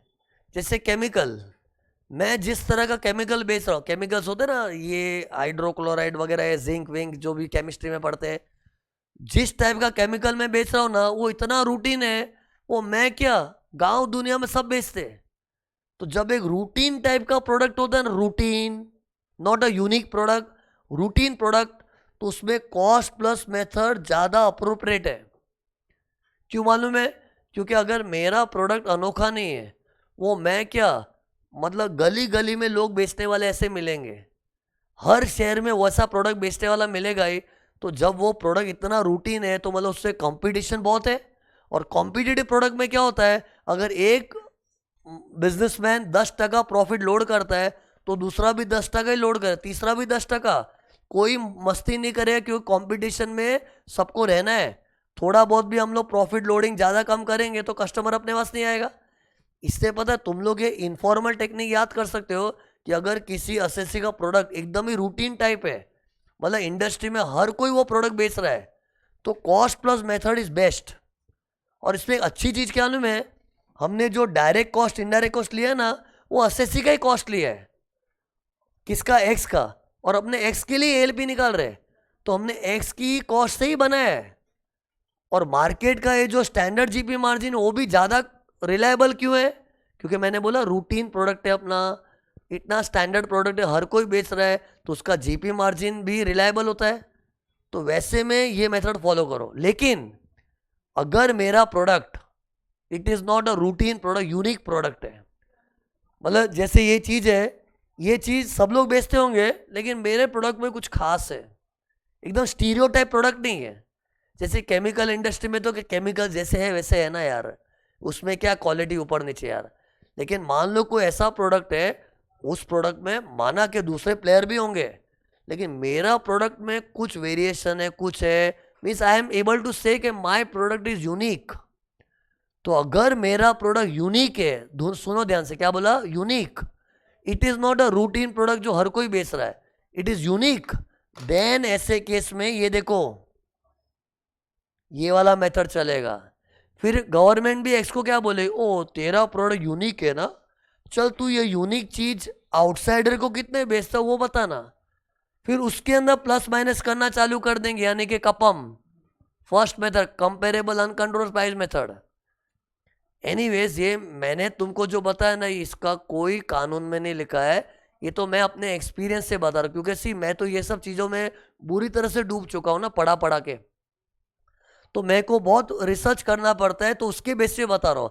लेकिन कहीं पर भी एग्जाम में ऐसा स्टेटमेंट मत मार देना जो मैंने बोला। क्या बोला था कि अगर रूटीन टाइप प्रोडक्ट होता है जो हर कोई बेच रहा है, मतलब प्रोडक्ट में कुछ यूनिक फीचर्स नहीं है, रूटीन प्रोडक्ट है, तो कॉस्ट प्लस मेथड। और अपना कोई यूनिक प्रोडक्ट है, अनोखा ही प्रोडक्ट है, कुछ अनोखी बात है, तो कौन सा बोला? ये 6000 में प्लस माइनस करने वाला कपम मेथड। तो ये मैंने बोला ये इनफॉर्मल चीज़ है, वो मुझे भी बच्चों को क्यों बताना पड़ता है, क्यों कुछ ना कुछ तो बच्चों को एक सेटिस्फेक्शन दो ना। नहीं तो बच्चे को बोलो नहीं नहीं दोनों मेथड कुछ भी यूज़ कर दो, कुछ बता नहीं, तो इतना अंधेरे में नहीं छोड़ सकता ना। इससे कुछ मुझे एक बेंचमार्क बताना पड़ता है कि ऐसे में ये करो, ऐसे में ये करो। बाकी इसके लिए कानून में कुछ फॉर्मली लिखा ही नहीं है। कानून में तो कुछ पूछे ना, क्या लिखा है कानून में? सिंपल बोला है मोस्ट अप्रोप्रिएट। कौन सा अप्रोप्रिएट है वो तुम डिसाइड करो, इसके लिए लॉ इज साइलेंट। एनीवेज ये सब नॉलेज दे रहा हूँ, लेकिन सम में टेंशन मत लो। ये देखो स्क्रीन पर देखो, अगर ऐसा वाला मेथड यूज करना है ना, क्वेश्चन में माहौल ही ऐसा बनेगा, डायरेक्ट कॉस्ट इनडायरेक्ट कॉस्ट देख के समझ जाएगा। या तो इन लोग कई बार मेथड का नाम ही दे देते, या फिर माहौल देख के समझ जाएगा। एंड फिर ऐसा वाला होगा ना, देखो ये 6000 में प्लस माइनस करने वाला, वो भी माहौल देख के समझ जाएगा। और तुम लोग कब से देख रहे हो मैं लड़ाई किसके बीच में कर रहा हूँ, सीयूपीएम और सीपीएम। क्योंकि और कौन सा मेथड तो बताओ चलो, रीसेल प्राइस मेथड, उसमें कभी कंफ्यूजन ही नहीं है। Resale price method typical scenario है कि इंडिया में जो है लॉरियल, सोनी, सैमसंग, उसका कोई फॉरेन में पप्पा है पेरेंट एंटिटी, वहां से मंगवा के इंडिया में रीसेल कर रहे हैं। वो रीसेलर लोग की तो टिपिकल सिचुएशन होती है ना, वो तो देख के समझ जाएगा, उसमें कंफ्यूजन नहीं है। फिर प्रॉफिट स्प्लिट मेथड, वो भी टिपिकल सिचुएशन में आता है। इसलिए बच्चों resale price method, profit split method में तो कभी किसी को कंफ्यूजन ही नहीं होगा। अगर बच्चे को माइंड में डाउट आएगा तो किसको लेके मालूम है, सर ये कपम वाला कब करते, सीपीएम वाला कब करते? और तुम लोग भी देखा होगा मैंने वही एग्जाम्पल से सीयूपीएम भी करके दिखाया, वही एग्जाम्पल से कॉस्ट प्लस मेथड भी किया। तो कंफ्यूजन का एरिया ही है ना, तो उसके ऊपर तो मैंने भाषण दे दिया ना यार, कि क्या करना चाहिए क्या नहीं करना चाहिए। अरे ये कंफ्यूजन हुआ ना, ये 6000 को प्लस माइनस करके भी निकाल सकता हूँ सीयूपीएम वाला, और ये वाला स्ट्रैटेजी भी। तो कंफ्यूजन इसके बीच में होता है। अरे इससे बच्चों को सीखने मिला ना कि हाँ यार, इंडस्ट्री में हम लोग भी जब सीए की तरह काम करेंगे ना, अपने हमेशा ये दुविधा में तो घूमते ही रहेंगे, कौन से, कंपेरेबल अनकंट्रोल प्राइस मेथड करूँ कि कॉस्ट प्लस मेथड। वो है, लेकिन उसके लिए मैंने तुमको ट्रिक बता दी है। रूटीन टाइप प्रोडक्ट है तो cost plus method, unique feature है कुछ ऐसा तो comparable uncontrol price method. 4 method अपने हो गए, कम ऑन, हिम्मत रखो। Comparable uncontrol price method, resale price method, profit split method, cost plus method. अगला मेथड देखो ऐसे खत्म हो जाते हो, खत्म हो रहा है, ट्रांजैक्शनल नेट मार्जिन मेथड। क्या था? Transactional net margin method. डिक्टो सेम है एस कॉस्ट प्लस मेथड। थोड़ा फर्क ये बता दूंगा। ये देखो, अपने कॉस्ट प्लस मेथड में क्या किए थे बताओ, चलो बताओ। हमने एक्स लिमिटेड को क्या बोला, चल तू तेरी कॉस्ट बता, तेरे प्रोडक्ट का direct cost, indirect cost, cost एसेटेन किया था ना। फिर हमने क्या किया बताओ, जिस टाइप का प्रोडक्ट एक्स बेच रहा है उसका मार्केट से पता लगा कि ऐसे प्रोडक्ट मार्केट में लोग बाग बेचते हैं तो उसमें कितना प्रॉफिट का लोडिंग होता है, जो क्वेश्चन में दिया होगा वो हमने ऐड किया। सेम चीज अपने को करनी है ट्रांजैक्शन नेट मार्जिन मेथड में, लेकिन फर्क क्या मालूम है? ये देखो, एसएससी की कॉस्ट आइडेंटिफाई करो और उसमें स्टैंडर्ड जीपी के बदले standard net profit margin, standard GP margin के बदले standard net profit margin, standard GP margin add करेंगे तो cost plus method, standard net profit margin add करेंगे तो ट्रांजैक्शनल नेट मार्जिन मेथड। और ऐसा क्यों बोलना पड़ा ना, क्योंकि कोई कोई इंडस्ट्री में ना नेट प्रॉफिट ही स्टैंडर्डाइज हो सकता है। By the way, net profit मतलब क्या नाम है? Operating net profit. अब थोड़ा तुमको फाइनेंशियल्स के बारे में आइडिया होगा तो मालूम है ना, सेल्स माइनस सीओजीएस होता है जीपी, फिर operating expense, administrative expense, selling, distribution, बाद में ऑपरेटिंग प्रॉफिट जैसा आता है ना यार। अरे ऑपरेटिंग प्रॉफिट बाद में तो क्या हो, NPBT, NPAT, profit after tax. तो टिपिकली ऑपरेटिंग प्रॉफिट का बात हो रहा है। ये भी एक्ट में नहीं लिखा, एक्ट में तो क्या बोला, नेट मार्जिन। लेकिन मैं तुमको नॉलेज से बता रहा हूँ ये किस नेट मार्जिन की बात हो रही है, ऑपरेटिंग। और पता है कोई कोई धंधे में सुनो, ऑपरेटिंग नेट प्रॉफिट ही स्टैंडर्डाइज हो सकता है, स्पेशली सर्विस सेक्टर में। किसी सर्विस सेक्टर में जीपी तो नहीं होता है। मैं सर्विस इंडस्ट्री वाला, हाँ बोल, टीचिंग सर्विस। अब मैं कोई ट्रेडिंग अकाउंट बनाता हूँ, मैन्युफैक्चरिंग अकाउंट बनाता हूँ, मेरा कभी ग्रॉस प्रॉफिट सोच भी सकते हो, हाँ, कोचिंग क्लास का sales, opening stock, purchase, closing stock, GP. अरे जीपी तो गुड्स बेचने वालों का होता है, सर्विस वाले होते हैं जैसे सॉफ्टवेयर डेवलपर, कंसल्टेंसीज वगैरह। इन लोग के धंधे में ना जीपी स्टैंडर्डाइज नहीं होता है, ऑपरेटिंग प्रॉफिट स्टैंडर्डाइज हो सकता है, नेट प्रॉफिट। तो तभी तो लॉ ने क्या बोला, चलो एक काम कर दे, ये देखो स्क्रीन पर देखो, एक्स लिमिटेड, तू कोई केमिकल वेमिकल नहीं बेच रहा है क्या? तू कोई केमिकल वेमिकल जैसी चीज बेच रहा है, मतलब गुड्स जैसी चीज, तो हम लोग क्या लेते हैं, कॉस्ट प्लस मेथड। लेकिन तू कोई सर्विसेज प्रोवाइड कर रहा है, ओ मतलब तू कंसल्टेंसी दे रहा है या फिर सॉफ्टवेयर रिलेटेड आईटी सर्विसेज दे रहा है, अरे सर्विस इंडस्ट्री, तो हम लोग करेंगे यही चीज, देखो ये। लेकिन मार्केट से हम लोग जीपी नहीं ढूंढेंगे, नेट प्रॉफिट, क्योंकि जो आईटी सेक्टर वाले होते हैं इन लोग के सेक्टर में कोई ग्रॉस प्रॉफिट जैसा टर्म ही नहीं होता है। ग्रॉस प्रॉफिट तो ट्रेडिंग अकाउंट से निकलता है, मैन्युफैक्चरिंग अकाउंट से, वो तो गुड्स वालों को होता है ना। तो सेम चीज करनी है, लेकिन हम क्या करेंगे, एक्स को बोलेंगे जिस तरह का आईटी सर्विसेज तू देता है ना, तू कोई शाना नहीं है, ऐसे आईटी सर्विस देने वाले मार्केट में बहुत प्लेयर है, उनसे हम लोग नेट प्रॉफिट मार्जिन निकालेंगे, वो ऐड कर देंगे। एएल पे आगे खत्म, सब सेम है, मैं खाली बोलने के लिए बोल रहा हूं। शॉर्ट में कोई बोले ना, गुड्स बेचने वालों के लिए कॉस्ट प्लस मेथड, सर्विस देने वालों के लिए transactional net margin method. Actually ये भी एक्ट में नहीं लिखा, ये मेरा इनफॉर्मल है, मुझे बताना पड़ता, नहीं तो बच्चे को कंफ्यूजन में छोड़ दो ना, एक्ट में नहीं लिखा है कंफ्यूजन में रहो, ऐसा थोड़ी। सी कोई कोई चीज एक्ट में नहीं लिखी है, लेकिन कुछ तो एक देना पड़ता है ना आइडिया, ताकि बच्चे के माइंड में क्लैरिटी रहे। तो मैंने ये इनफॉर्मली क्या बताया, गुड्स बेचने वालों के लिए यूजुअली कॉस्ट प्लस मेथड होता है, और सर्विस इंडस्ट्री में transactional net margin method. Operate करने का तरीका सेम है, इधर भी कॉस्ट को जोड़, इधर भी कॉस्ट को जोड़, इधर अंत में जीपी मार्जिन ऐड किया, इधर net profit margin, and net profit भी टिपिकली ऑपरेटिंग नेट प्रॉफिट करके होता है। पांचों मेथड खत्म हो गए अपने, पांचों मेथड। कमॉन, हिम्मत रखो, कमॉन, थोड़ी हिम्मत रखनी पड़ी आज। ये देखो, ये देखो, हम लोग चैप्टर के किस मकाम तक पहुंच चुके।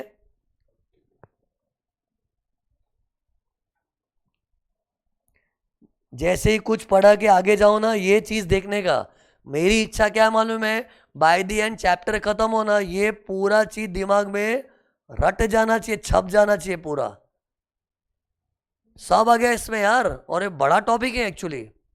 तो सी हम लोग कहाँ पहुंचे, देखो, मीनिंग हो गया, कंप्यूटेशन समाप्त अपना। अरे computation, why to compute, when to compute, what time, who, how, अरे हाउ वाली चीज खत्म हो गई ना अपनी।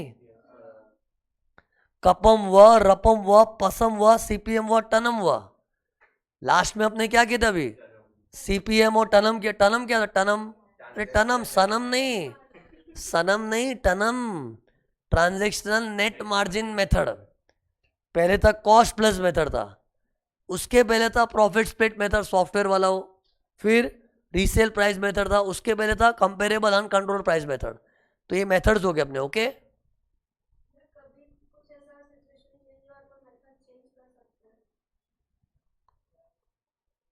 नहीं मतलब मेथड चेंज कर सकते, मतलब क्या ऐसे,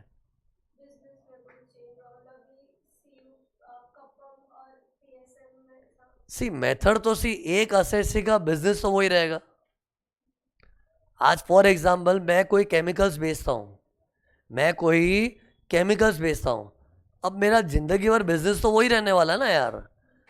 और पता है ये मेथड का जो टेंशन है ना, एक मर्तबा होता है खाली, बाद में टेंशन थोड़ी है। जैसे, और पता है कि रियल लाइफ में कितने भी तुम लोग डिलॉयट विलॉयट केपीएमजी पीडब्ल्यूसी देखोगे ना, उनके जो क्लाइंट्स हैं ना, उनको पता ही है हाँ ये क्लाइंट का तो सीपीएम चलता है। सीपीएम मतलब कॉस्ट प्लस मेथड। क्यों? क्यों उनके जो क्लाइंट है उनका तो एक टिपिकल स्टैंडर्ड धंधा है ना।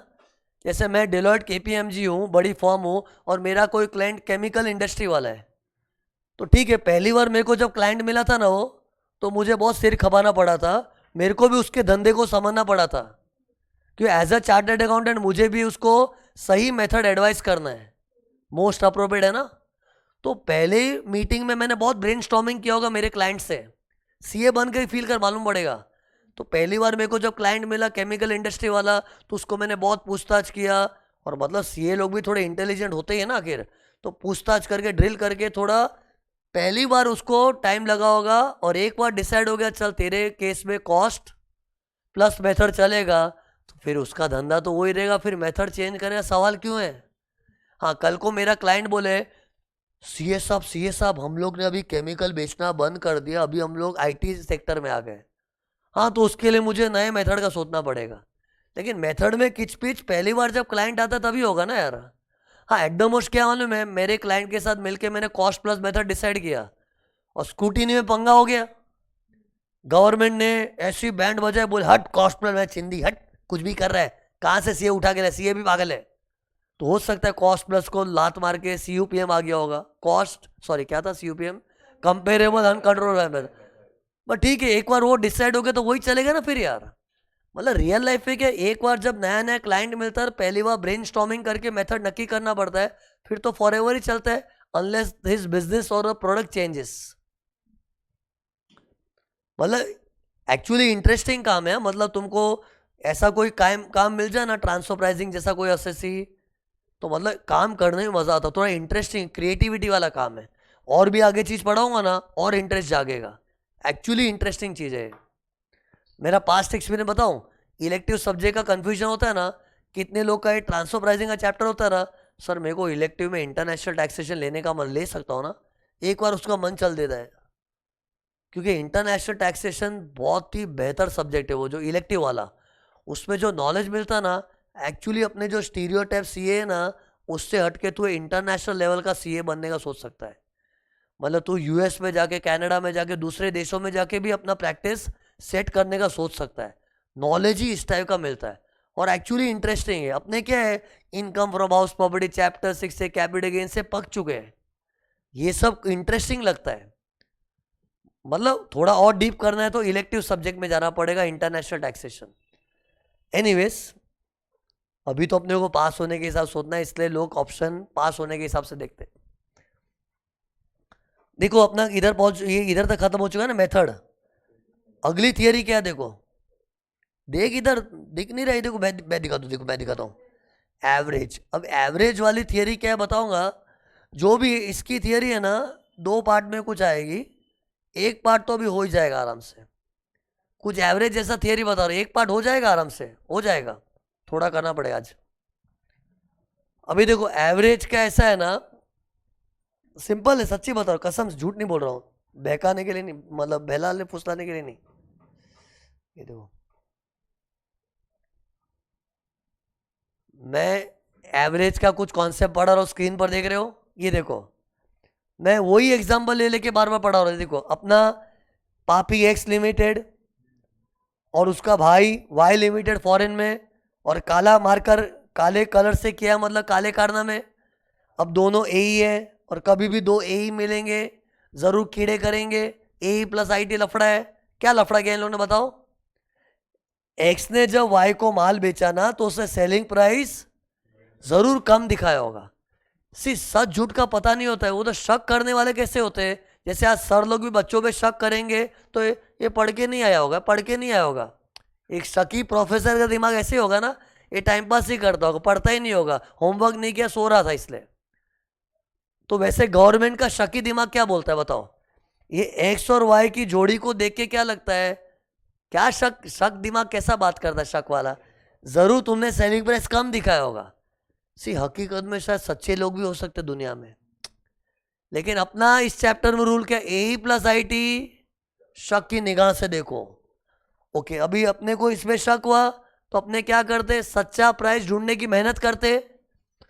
तो एक बार मेथड 1 याद करो, मेथड 1 याद करना प्लीज। मेथड 1 क्या था, कंपेरेबल अनकंट्रोल प्राइस मेथड। तो उसमें हम लोग क्या करते, एक्स लिमिटेड को पूछते तूने आउटसाइडर को माल कितने में बेचा। तो स्क्रीन पर देखो दुविधा आ गई। आउटसाइडर को एक्स ने कितनों को तो $150 में बेचा है, और कितनों को $120 में बेचा है, और कितनों को $110 में बेचा है, स्क्रीन पर दिख रहा है, और कितनों को $140 में बेचा है। मतलब आउटसाइडर के प्राइस में भी वेराइटीज है।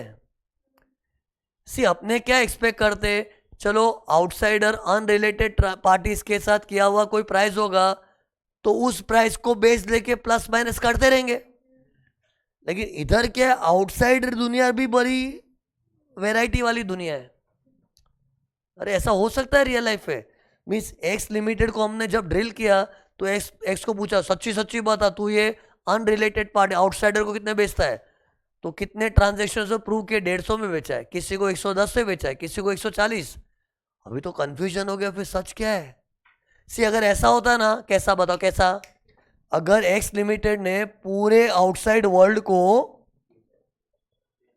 एक ही प्राइस पे बेचा है, मान लो 136, मतलब पूरी आउटसाइड दुनिया को सभी को 136 में बेचा है, तो हम लोग कॉन्फिडेंटली बोल सकते 136 ही सच्चा प्राइस है। तूने फिर 125 क्यों दिखाया।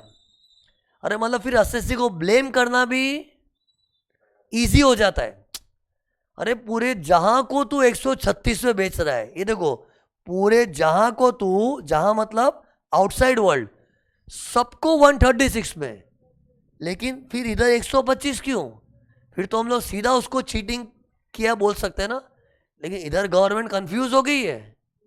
एक तरफ मालूम एसएससी सच्चा भी लग रहा है, ये देखो, ये देख, इधर देख प्लीज, देख इधर, ये देख, देख जरा, देखना ये क्या है, नहीं समझे क्या दिखा रहा हूं मैं। अरे 110 क्या है, मतलब अगर 110 को देखे तो क्या लगता है, यार तू आउटसाइडर को 110 से बेच रहा है, मतलब फिर तो तूने अपने वाई को कितने बेचा है, 120 पर, मतलब इनकम ज्यादा दिखाई है। तो इनकम ज्यादा दिखाने वाला बंदा सच्चा भी दिखता है। और एक तरफ मन में क्या आ रहा है, हाँ गांव दुनिया को 150 में बेचता है, हाँ 150, और तूने अपने भाई को कमती में बेचा, चीटर। तो कभी अरे एक नजरिए से चीटर भी दिखता है, तो कभी सच्चा भी दिखता है। कन्फ्यूजन हो गया, confusion. Because of the variety in the outside price. अरे ऐसा हो सकता है मानो तो ही आगे बात बढ़े, नहीं तो आगे बात नहीं बढ़ सकता है। ऐसा हो सकता है कि एक सिंगल प्राइस भी हो, और ऐसा भी हो सकता है ऐसे चार चार, ये देखो 1 2 3 4 वैरायटी भी हो। तो इसलिए लॉ ने क्या बोले, काम कर दे, टेंशन नहीं लेने का, एवरेज निकाल दो। क्या? Average, simple average. एवरेज कैसे निकालते? सबको ऐड करिए, डिवाइड बाय 4। लेकिन पहले एवरेज नहीं निकालने का, देख स्क्रीन पर देखो भाइयों तथा बहनों, ये देखो क्या किया मैंने। पहले गवर्नमेंट क्या बोलती है मालूम है, एक एक प्राइस को बेस ले लो। जैसे एक बार 150 को बेस लो, अरे 150 को बेस लो और इससे कंपेयर करो, एंड फिर चेक करो डिस्काउंट, वारंटी, FOB, CF होता है ना वो, मतलब वो 150 में प्लस माइनस। अरे प्लस माइनस क्या करते यार, मैंने पढ़ाया था ना कल यार, कि डिस्काउंट वारंटी का डिफरेंस एडजस्ट करने का, तो पहले वो करना पड़ता है, एवरेज बाद में निकालने का है। तो ये देखो स्क्रीन पर देखो, मैंने ऐसा माहौल बनाया हुआ दिख रहा है। मतलब पहले मैं 150 को बेस लूंगा और कंपेयर किससे करूंगा, 125 से। फिर देखेंगे 125 वाला तो डिस्काउंटेड था, 150 वाले में डिस्काउंट नहीं था, उधर वारंटी नहीं था, इधर था। अरे ये सब अपने करेंगे। अरे मतलब जैसे ALP निकाल रहे ना, 4 ALP निकालूंगा मैं, ऐसा सोच मैं 4 सम सॉल्व कर रहा हूं। तो पहले 150 को लेके ALP निकालूंगा, फिर 120, फिर 110, फिर 140। ऐसे सोच मैंने 4 ALP निकाल दिए। लेकिन मेरे को बताओ ALP कोई 4 होता है कि एक ही होना चाहिए? अरे सच्चा प्राइस तो कोई एक ही होगा ना, ऐसा तो नहीं बोल सकते ये भी सच है ये भी सच है। अरे सच एक ही होता है, तो अपने 4 ALP खोल के नहीं छोड़ सकते ना। तो सुनो, एक बार मैं अज्यूम कर रहा हूं कि अपने सारे एडजस्टमेंट्स करने के बाद भी है ना ये सेम ही रहा। अरे मुझे क्या, मेरे एग्जाम्पल को ज़्यादा कॉम्प्लिकेट नहीं करना है, क्योंकि वो तो तुम समझ ही गए ना। क्या क्या समझ गए? ये देखो प्लस माइनस क्या करना है वो तो सिखा दिया ना मैंने। अब मैं डायरेक्टली अज्यूम कर रहा हूं कि प्लस माइनस करने के बाद आंसर क्या आया, सेम। अब क्या करूंगा, सबको ऐड कर, एक बार जल्दी ऐड करो ना। ऐड ही नहीं करो तुम लोग। 150 प्लस 120 270 हो गया, प्लस 110 380 हो गया, फिर 140 520 हो गया। अरे चारों का टोटल 520 आ गया ना। फिर डिवाइड बाय 4 करना पड़ेगा, तो एवरेज आ जाएगा। निकालो एक बार जल्दी निकालो, मजा आएगा। देखो अभी देखो अभी मस्त मजा आएगा। देखो ये मजा आएगा। देखो ये सबको ऐड कर दिया, वो आ गया 520, फिर डिवाइड बाय 4। ये सिंपल एवरेज निकालो, कितना आया, $130। पता है ये क्या हो गया, ये अपना मेरा फाइनल ALP हो गया। एक्चुअली बताऊं, ये देखो ये भी ALP ही था, पर वो 4 ALP नहीं होता। ALP तो एवरेज आउट करके आएगा। तो what is the final ALP? $130 हो रहा है ना, देखो $130।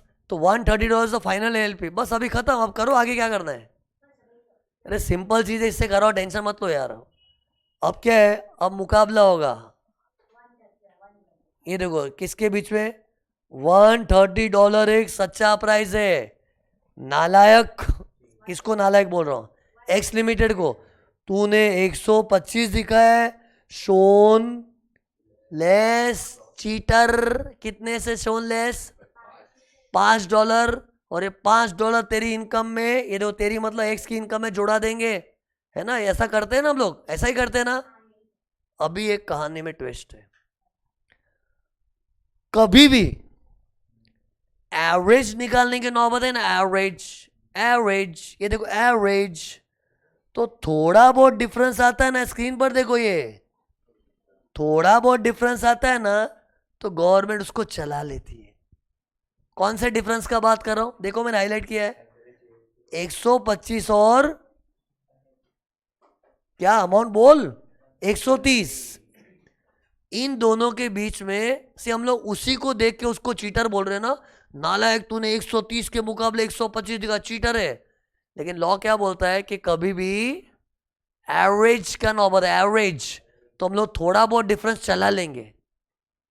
थोड़ा बहुत मतलब क्या बताऊंगा, लेकिन अगर ज़्यादा डिफरेंस हुआ तो बर्दाश्त नहीं होगा, फिर वो डिफरेंस तेरी इनकम में चेप देंगे, ऐड कर देंगे मतलब। अब मुझे क्या बताना पड़ेगा, थोड़ा बहुत डिफरेंस मतलब क्या, ये कौन से डिफरेंस की बात करो, ये देखो वापस बता रहा हूँ, ये डिफरेंस और ये दोनों के बीच का। क्योंकि सी अभी है ना, प्लीज स्क्रीन पर देखो, इन सब का कोई महत्व नहीं है। क्यों? अरे इन सब का तो निचोड़ निकाल के एवरेज आ गया ना यार। तो एवरेज आ गया तो इंडिविजुअल 4 सदस्य तो इग्नोर हो गए ना अभी। अब टक्कर इसके बीच हो रही है ना, इन दोनों के बीच। तो इन दोनों के बीच थोड़ा बहुत डिफरेंस हो तो चलेगा। And you know what is थोड़ा बहुत डिफरेंस? सुनना है, 3% of actual price. 3% of actual price. 3% of actual price fixed है, याद करना पड़ेगा। कैलकुलेशन करके बताऊंगा, पहले रटो। 3%, 3%, 3%, 3% ऑफ एक्चुअल प्राइस। ये देखो लिख के भी दिखा देता हूं, 3% ऑफ एक्चुअल प्राइस। इतना अगर डिफरेंस है तो चलेगा, तो करो कैलकुलेशन करके बताओ। चलो ये देखो मैं एक काम कर रहा हूं, मैं इधर छोटी सी वर्किंग कर रहा हूं, स्क्रीन पर देखना। ये देखो पहले डिफरेंस निकालते, 130 क्या था, एक से ना रुको,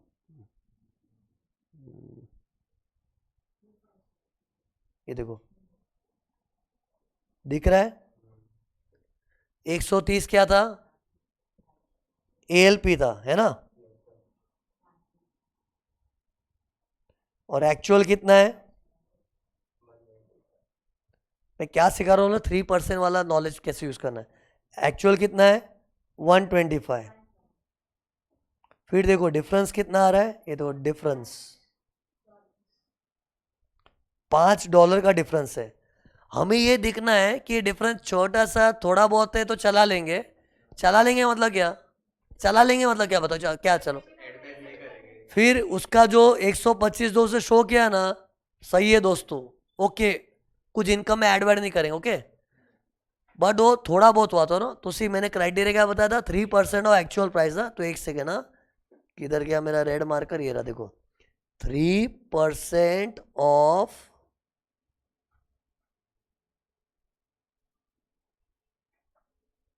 एक्चुअल, निकालो कैलसी पे। तुम लोग पता, तुम लोग बाद में भूल क्या जाओगे, 3% किस पे लेना है बाद में ना। 3% तो सबको याद रहेगा, वो तो मेमोरेबल हो जाएगा। ऑफ क्या था, ब्लैकआउट हो जाता एग्जाम में, ट्रस्ट मी। हाँ, इसलिए मैं क्या पढ़ाते टाइम में बहुत स्ट्रेस करता हूं, ताकि वो सिचुएशन ना आवे। 3% ऑफ एक्चुअल, तो सी एक्चुअल कितना था, ये देखो 125 था। इसका 3% निकालो, इस पे 3% कितना होता है, 3.75 ना। तो ये देखो 3.75 आ गया। अब मुकाबला करो, ये देखो 5 और ये, अरे बताओ 5 को देखो 3.75 को, तो ₹5 सॉरी $5 का डिफरेंस है। इज इट छोटा डिफरेंस के बड़ा? ये देखो साइन देखो, ग्रेटर देन साइन आ रहा है, बड़ा डिफरेंस है। तो बड़ा डिफरेंस हम लोग से बर्दाश्त नहीं होगा। एंड फिर कोई बोले नहीं थोड़ा बहुत, थोड़ा बहुत नहीं, एक बार डिफरेंस बड़ा है तो पूरा डिफरेंस तेरी इनकम में ऐड होगा। तुम लोग समझने में किस पे पूरा। पब्लिक को क्या लगता है, गवर्नमेंट थोड़ा बहुत तो चला लो ना, नहीं। सी हम गवर्नमेंट का ऐसा है ना, अगर हम चला लिए तो चला लिए, नहीं चलाएंगे तो जरा भी नहीं चलाएंगे। और तेरे केस में नहीं चलाने का चाह, हमने कहा है कि 3% ऑफ एक्चुअल यानी कि 3.75 चलाएंगे। और भाई तेरा जो डिफरेंस एएलपी के मुकाबले $5 से तूने इनकम कम दिखाई है, मतलब तेरा डिफरेंस कुछ ज्यादा आ रहा है। तो क्या करेंगे, ये $5 ये देखो उसकी इनकम में चेप देंगे, ऐड कर देंगे। लेकिन अगर ऐसा होता तो पूरा 5, ऐसा नहीं कि 3.75 कट करके balance, no, full difference will be added to the income of the assessee. Actually add किधर होता है मालूम है, फाइनल नेट प्रॉफिट में, इनकम फ्रॉम बिजनेस के हेड में होता है। ये क्यों पता है, क्योंकि मैंने पता अभी दिखाते टाइम इधर दिखा दे ऐड। अरे तो सेल प्राइस है, सेल प्राइस तो ट्रेडिंग अकाउंट में होता है, पूरा फाइनल नेट प्रॉफिट आता है, इनकम फ्रॉम बिजनेस की कंप्यूटेशन होती है ना, उस कंप्यूटेशन में जोड़ते हैं। क्या वो 5, लेकिन पूरा 5 ऐड करेंगे। ओके आंसर में एक चेंज करो, ये देखो अगर ये होता है, ये देखो स्क्रीन पर देखो कुछ चेंज हो रहा है। अगर ये 130 नहीं होता, देखो ना प्लीज, 130 की बजाय अगर ये 127 आता, एएलपी चेंज किया, मेरे को बताओ मेरी वर्किंग में कहाँ कहाँ चेंज करूं? यही तो लल्लू बन के ना, ये 127 क्या है? एएलपी है। मैं जो दिखाऊं वो देख, ये देख, जल्दी देख, ये देख, ये मैंने 127 कर दिया। चेंजेस कराओ मेरे को। अरे मैं हाथ छोड़ूंगा तो मेरा मार्किंग हट जाएगा, फिर डिफरेंस कितना हो जाएगा? 2। ये अभी भी सेम है, क्यों 3% एक्चुअल पे निकालना है। मैं भी शाना हूं, ऐसा एग्जाम्पल बनाया कि ज्यादा तकलीफ ना हो, नहीं तो 3% वापस चेंज हो जाता है यार। मैंने एक्चुअल को नहीं बदला, एएलपी को। तो देखो अभी भी मेरे चेंज्ड एग्जाम्पल में एक्चुअल तो 125 ही है, 3% तो 3.75 ही है। अब 3.75 के मुकाबले ये 2 रुपए को देखो, 3.75 से 2 कम है, छोटा डिफरेंस। और अगर छोटा डिफरेंस होता है ना तो गवर्नमेंट उसको चला ले, चल जान दे, बच्चा है चल। मतलब ये तेरा 127 आया था ना, एक से ना, ये तेरा 127 आया था और उसके मुकाबले तूने 125 दिखाया ना, मतलब ज्यादा कम नहीं है, थोड़ा ही, चल चला लेंगे। फिर एएलपी गया भाड़ में, तूने जो दिखाया सही है, तेरी इनकम में कुछ ऐड नहीं करेंगे। अभी भी मैंने पता है क्या नहीं बताया, लॉजिक क्या है इसका। और ये एवरेज सिचुएशंस में ही करते। आज अगर सुनो, अच्छी बात बता रहा हूं, ये देखो प्लीज भाइयों तथा बहनों, स्क्रीन पर देखो क्या कर रहा हूं। अगर ऐसा नहीं होता, ये देखो एक्स लिमिटेड पूरे दुनिया को $126 में बेचता, पूरे आउटसाइड वर्ल्ड को, मतलब there is full uniformity in the price. मतलब उसके करोड़ों कस्टमर होंगे, हर एक कस्टमर को 126 में बेचा है। तो मतलब इधर वैरायटी है कि यूनिफॉर्म है? और अगर यूनिफॉर्म होता है ना तो फिर पता है गवर्नमेंट $1 का भी डिफरेंस बर्दाश्त नहीं करेगी। फिर गवर्नमेंट पता है क्या बोलती है, भाई गांव दुनिया को तू 126 से बेचता है, तूने तेरे भाई को 125, एक भी क्यों कम, $1 भी कम क्यों नहीं चलेगा? अरे फिर $1 का भी डिफरेंस गवर्नमेंट बर्दाश्त नहीं करेगी, $1 भी इनकम में ऐड होगा। अरे मतलब ऐसी सिचुएशन में नहीं थोड़ा बहुत चला लो, नहीं थोड़ा बहुत चला लो कब चलता है बताओ? एवरेज सिनेरियो में कानून में लिखा है, if more than 1 prices are determined then average out, but if there is a single price, single मतलब ये देखो पूरे आउटसाइड वर्ल्ड को 126 से बेचा है, if there is a single price तो थोड़ा डिफरेंस भी हम नहीं चलाएंगे। क्यों? लॉजिक बताओ ना यार। ये मैंने नहीं क्लेरिफाई किया होता ना तो पता है तुम लोग क्या लफड़े करके आते हैं। हाँ सर ने बोला तो थोड़ा बहुत डिफरेंस तो चलता है ना, हमेशा ये रूल फॉलो कर देते तुम लोग। मतलब ऐसी सिचुएशन भी आती है, नहीं शाने मत दो, तुम लोग करते मेरे को मालूम है। ये 126, चलो तुम लोग होशियार हो, कोई लोग करते ऐसा। 126 एक यूनिफॉर्म प्राइस होता ना, उसमें भी बच्चा कर, हाँ सर ने बोला तो थोड़ा बहुत डिफरेंस तो चलता है ये। अरे सर ने बोला था, लेकिन सर ने बहुत कुछ बोला था, पूरी बात सुना कर ना सर की। सर ने क्या बोला था, कभी भी एवरेज का सिनेरियो होता है, एवरेज तो ही थोड़ा बहुत डिफरेंस चलता है। क्यों बताओ?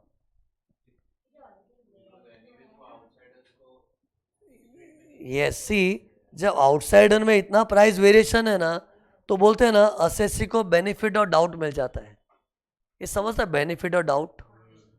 मतलब अपने क्या है, बाद में डाउट कर सकते हैं, शायद असेसी सच्चा भी लगता है, शायद पापी भी हो सकता है, पर शायद वाला बेनिफिट मिल गया ना।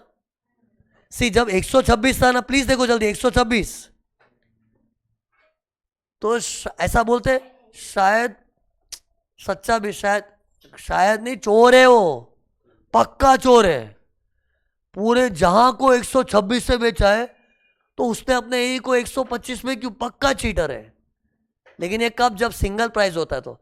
लेकिन इधर देखो इतनी वैरायटी में भी अपने को क्या लगता है, शायद एक सच्चा भी हो सकता है। और पता है खास करके स्क्रीन पर देखो जल्दी, 110 वाले प्राइस को देखते हैं तो अपने को एक्स के अंदर भोलापन दिख रहा है। समझता है कि नहीं, क्या भोलापन दिख रहा है? आउटसाइडर को 110 तो उसने अपने ए को 125, मतलब इनकम ज़्यादा भी तो दिखा है ना, तो वो देख के उसके अंदर अच्छापन भी दिख रहा है।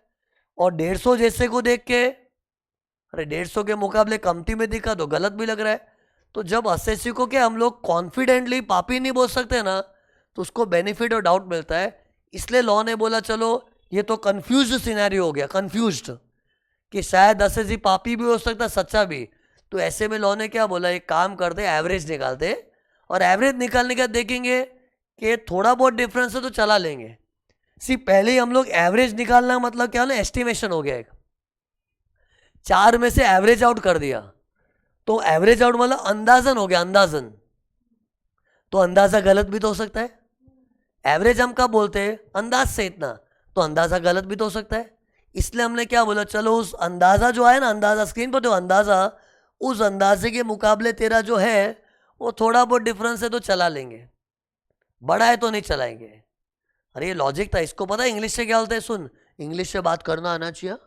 टॉलरेंस बैंड, क्या बोलते हैं, टॉलरेंस बैंड, कि थोड़ा डिफरेंस हम टॉलरेट कर लेंगे। ये देखो बैंड, बैंड होता है रबर बैंड, तो गवर्नमेंट ने एक बैंड बनाया है। ये देखो, ये देखो, देखो जल्दी, एक्चुअल प्राइस कितना था, 125, 125 था ना। एक्चुअल प्राइस का 3%, देखो 3%, बस इतना बैंड हम टॉलरेट कर सकते हैं। तो बताओ फिगर क्या था, बताओ 3% निकालो कितना था। तो ये एक्चुअल क्या है 125, और 3% उसका निकाल कितना आ गया 3.75, ऐड भी कर दे 125 में 3.75 मतलब 128 पॉइंट, हाँ तो 128.7 बैंड बना रहा हूँ, 125 और 128.75 इस बैंड में है तो चला लेंगे। लेकिन एएलपी अगर 140 आ रहा है तो मतलब वो हमारे बर्दाश्त के बाहर है, मतलब वो टॉलरेट नहीं कर पाएंगे। इससे गवर्नमेंट कितना टॉलरेट कर सकती है, एक्चुअल हाथ देखो मेरा, एक्चुअल प्राइस का 3%, उतना डिफरेंस टॉलरेट कर लेंगे, उससे ज़्यादा हुआ तो नहीं। और मिस्टेक मत करना, अगर डिफरेंस ज़्यादा हुआ ना तो पूरा डिफरेंस इनकम में ऐड करना पड़ता है। एक बात बताऊं, सुनो, ये तो हमने क्या सीखा बताओ, कि कभी भी वेराइटीज निकलती है तो अपने को एवरेज आउट करना पड़ता है। तुमको पता है नींद के नशे में, और खास करके जब ज़्यादा पढ़ लेते हैं ना, तो अपने बेमन से पता है एक गलत कंक्लूजन बना लेते हैं, इतना सारा मेथड खोल के रखा है तो वैरायटी आएगा ही ना, कपम रपम पसम सीपीएम, इतने मेथड है तो वैरायटी आएगी ना। मतलब पता है बच्चे को क्या लगता है नींद के नशे में, मतलब कोई भी बच्चे को, कि ये 4 वैरायटी क्यों है, 4 मेथड ट्राई मारा होगा। नहीं, अपने 4-5 मेथड कर ही नहीं सकते। कानून में क्या लिखा है, ALP should be computed as per the most appropriate method, और मोस्ट अप्रोप्रिएट मेथड को एक ही होता है, मेथड एक ही लेना है, उसमें वैरायटी निकली। मतलब मैंने कपम ही चुना था, मेरे एग्जांपल में स्क्रीन पर देख, मैंने मेथड एक ही पकड़ा था लेकिन उसमें वैरायटी आ गया। तो मतलब ये चीज नोटिस करना, नहीं तो क्या मिसअंडरस्टैंडिंग आने में टाइम नहीं लगता ना, एक मिसअंडरस्टैंडिंग के आगे सब बिगाड़ देता है। इससे क्या बोला, मेथड मैंने ये देखो, कपम रपम पसम सीपीएम टनम, उसमें से चूज कौन सा करना है बताओ, मोस्ट अप्रोप्रिएट। तो ये देखो मान लो ये मोस्ट अप्रोप्रिएट ये लगा था, उसमें वैरायटी आई थी। पता है रीसेल प्राइस मेथड में वैरायटी कैसे आ सकती है,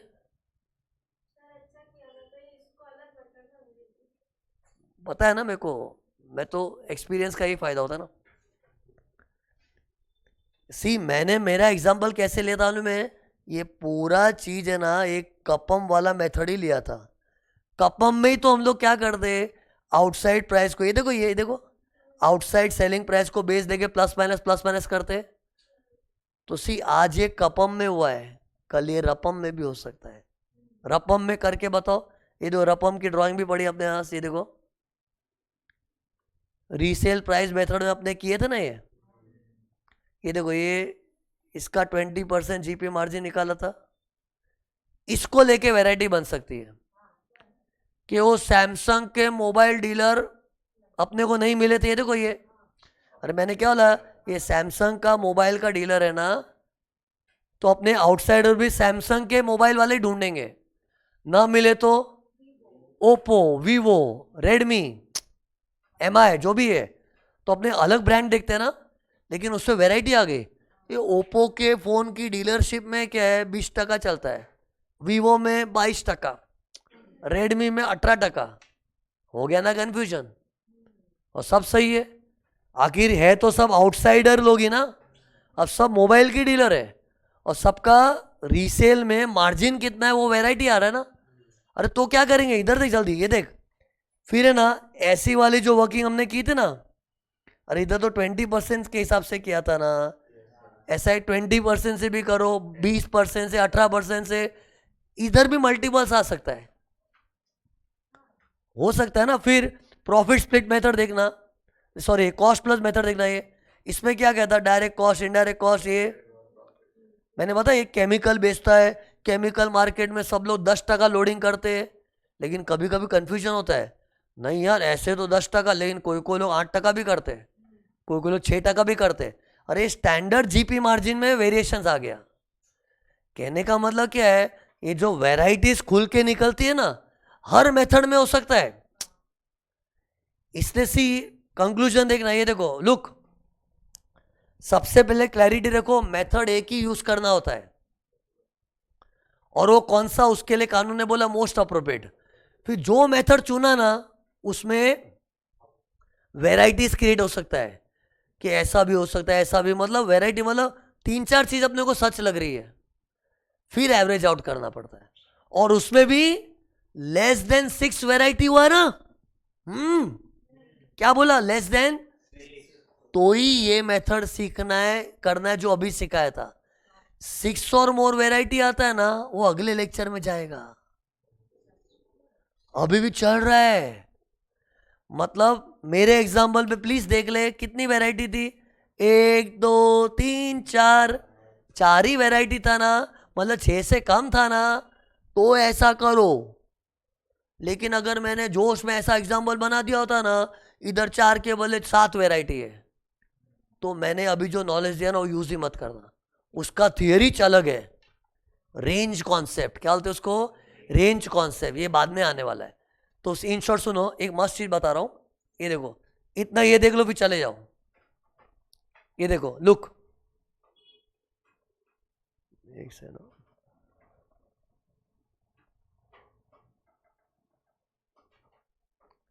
ये चार्ट क्या बोल रहा है बताओ।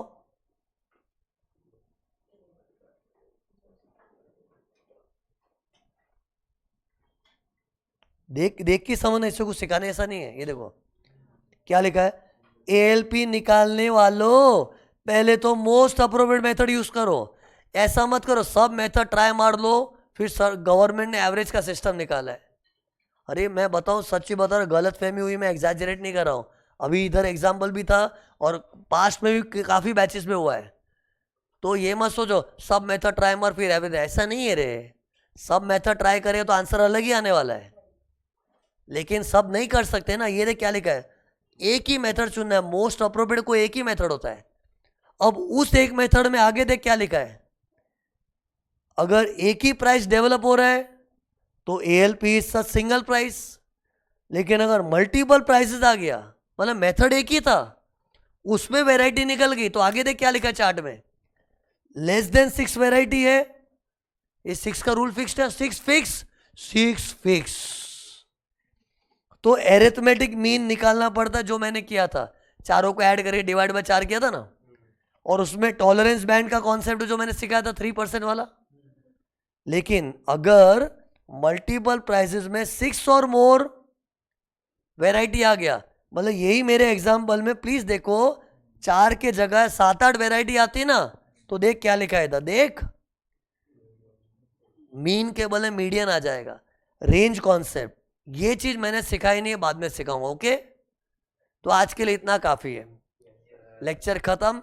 revise and come, revise and come, please revise and come, please come on time, please come, please do the homework also.